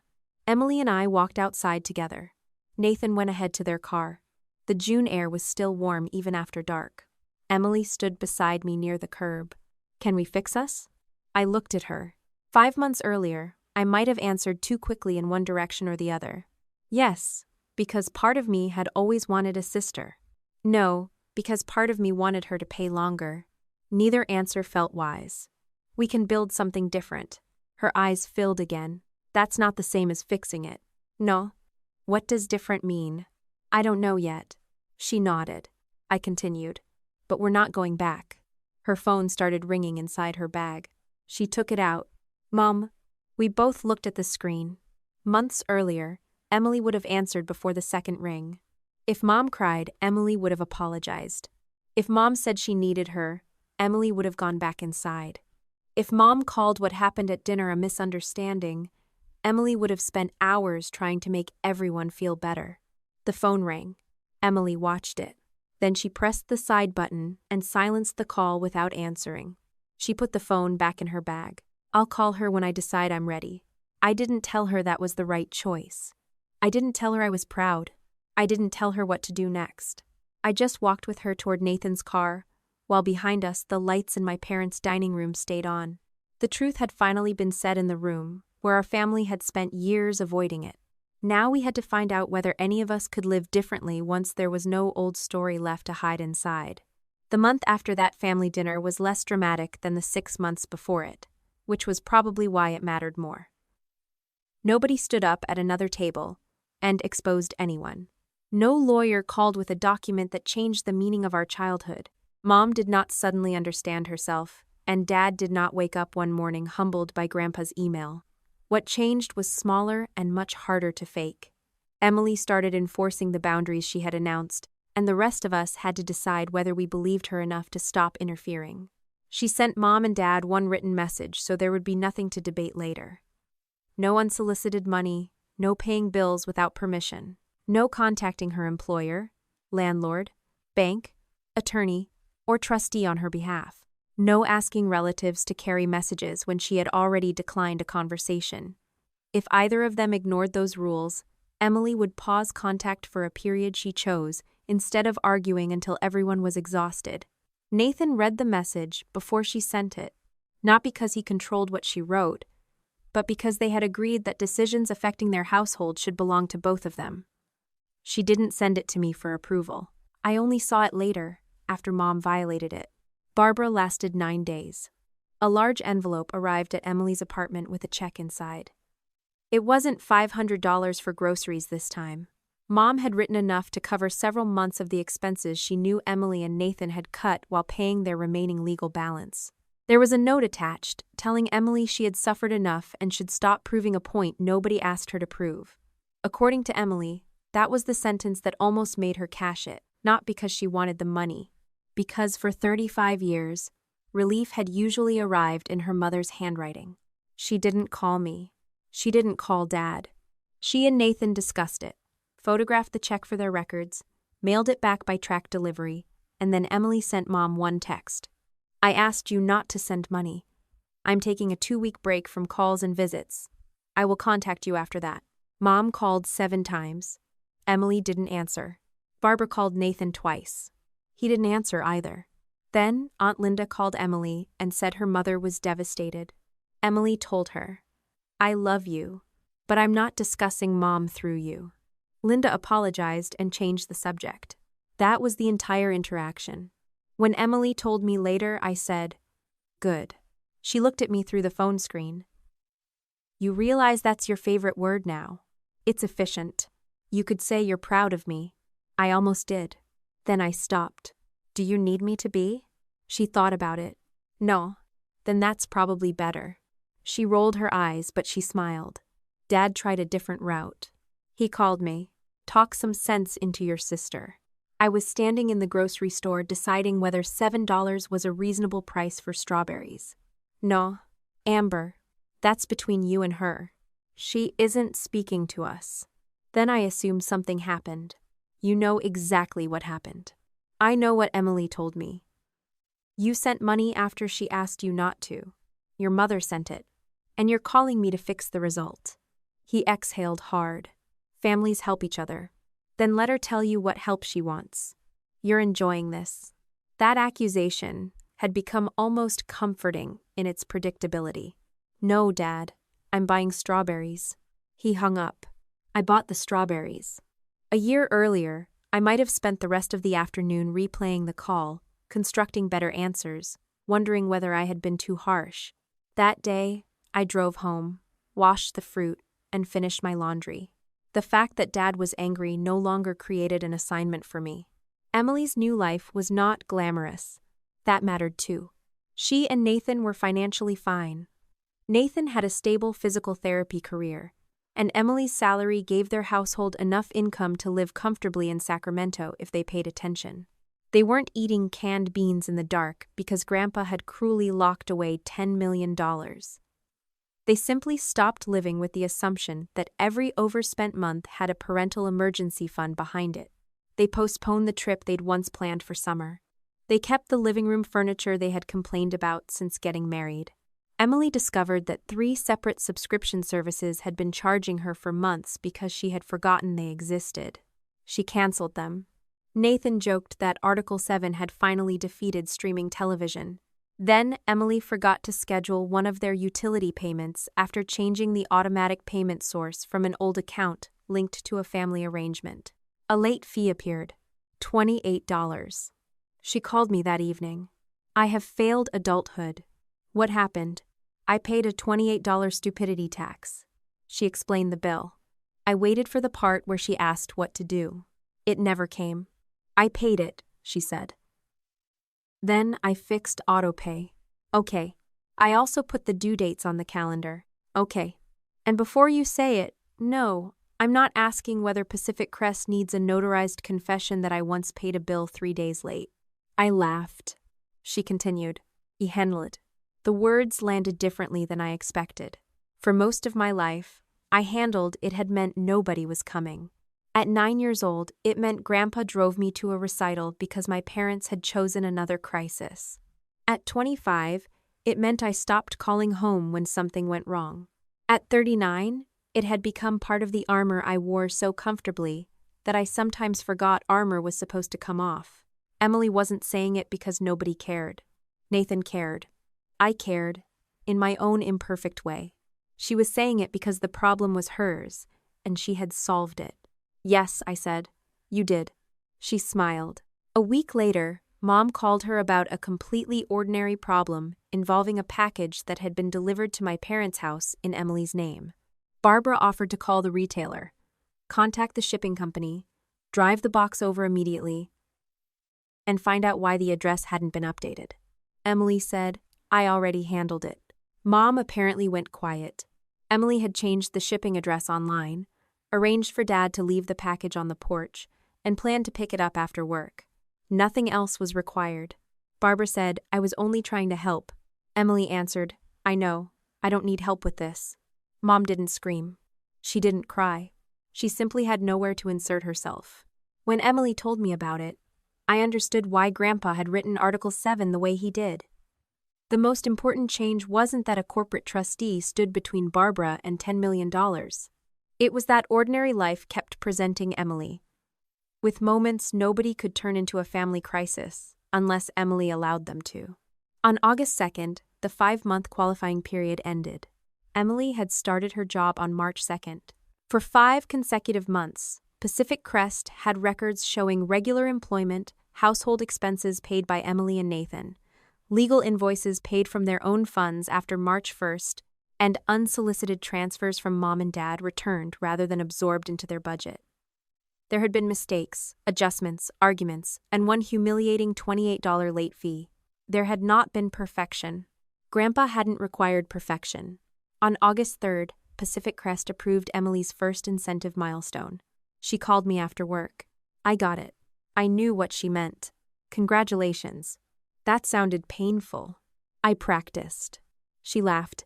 The trustee had approved a limited distribution under the earned income matching provision. It was meaningful money, but nowhere close to releasing the $10 million principal. Article 7 remained in place. Pacific Crest remained trustee. Future distributions would continue under the standards Grandpa had signed. 6 months earlier, Emily would have treated that as an insult. Now she sounded almost relieved it wasn't everything.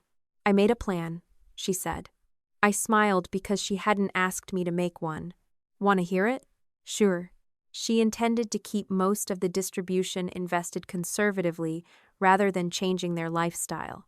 She and Nathan wanted to strengthen their emergency savings, eliminate the remaining balance they had taken on from the legal fight, and set aside some money for professional training Emily had been considering since starting work.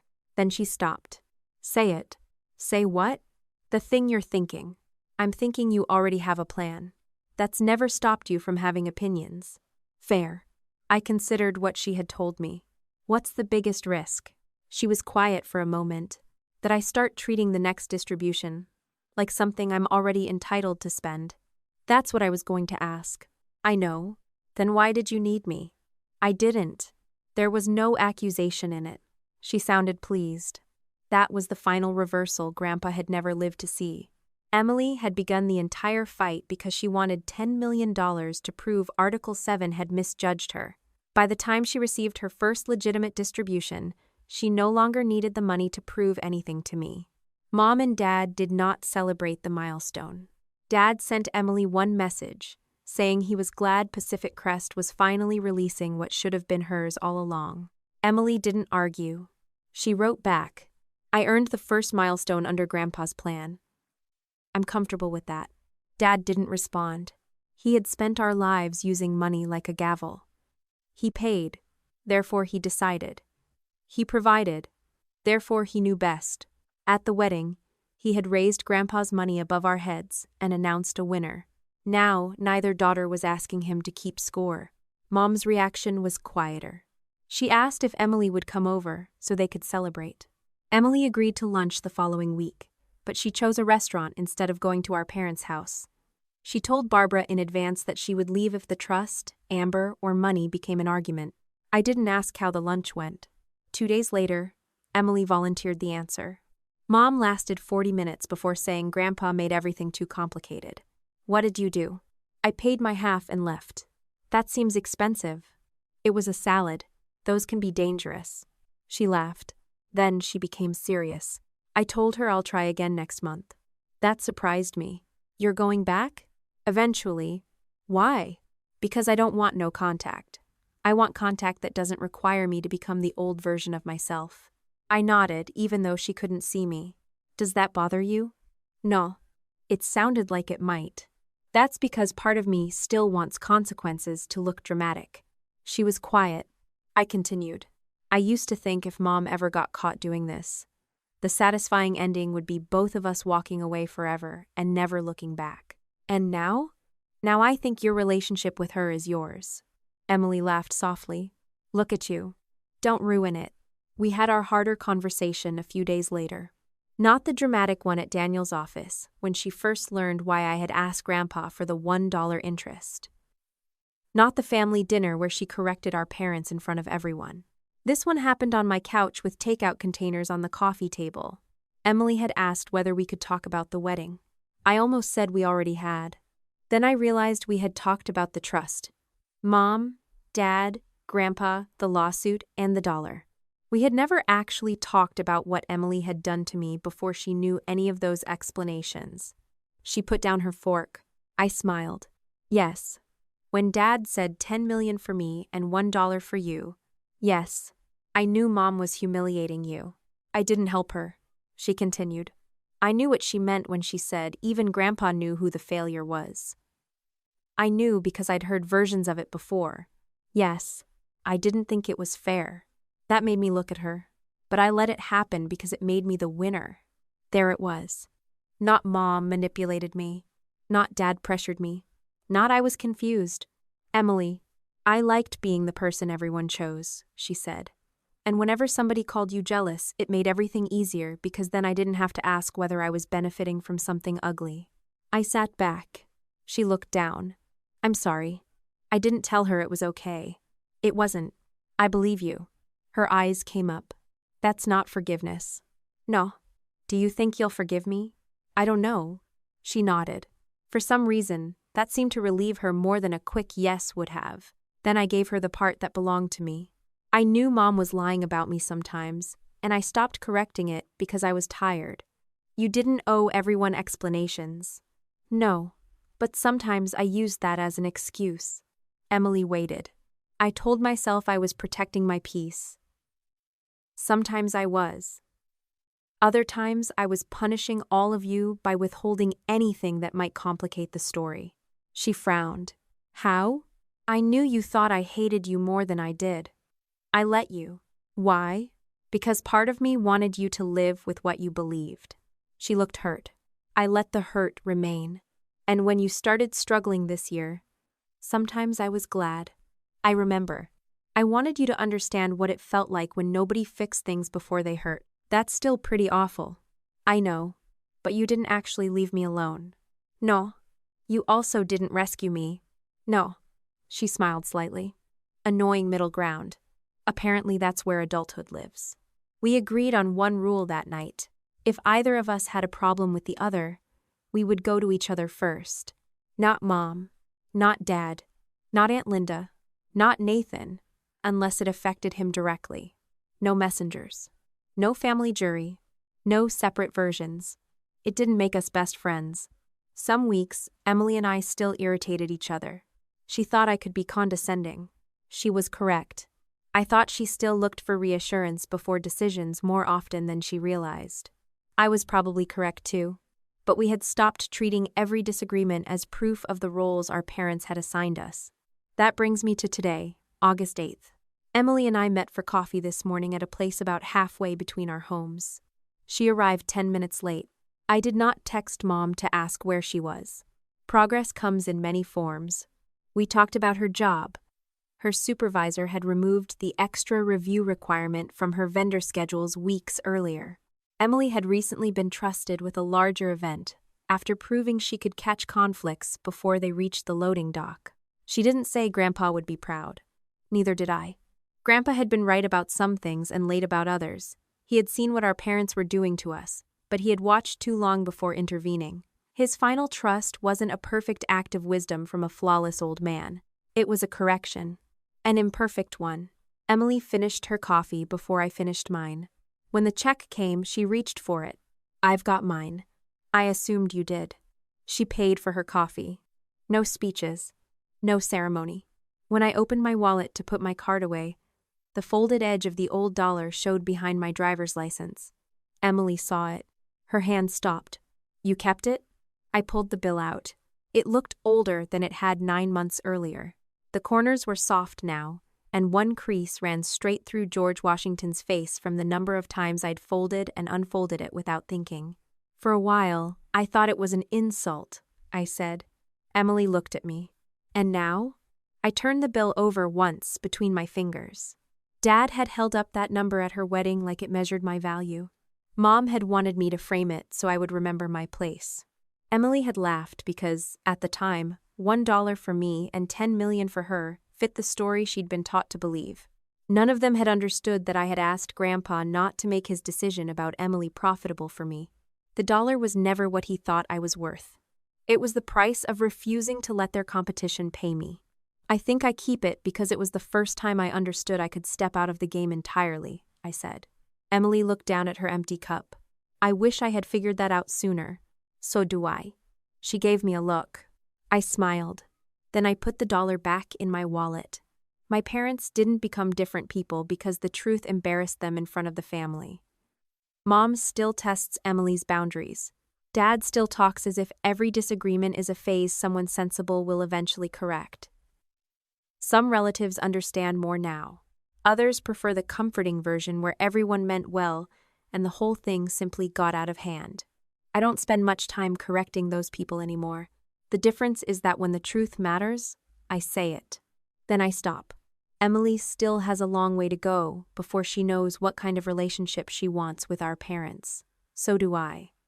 We are not rebuilding the childhood we should have had. That version of us never existed. We're building something else. Grandpa left my sister a trust worth $10 million. He left me $1. For most of my life, my parents would have looked at those numbers and told you exactly which daughter had won. They were asking the wrong question. Getting out of their competition cost me $1. Staying in it would have cost me a lot more. When family uses money, guilt, or favoritism to define your worth, you do not have to keep competing for their approval. Set clear boundaries. Let adults face the consequences of their own choices, and learn to distinguish genuine help from control disguised as love. You can forgive without surrendering your independence, and you can rebuild relationships without returning to old roles. If this story spoke to you, subscribe to the channel for more stories like this.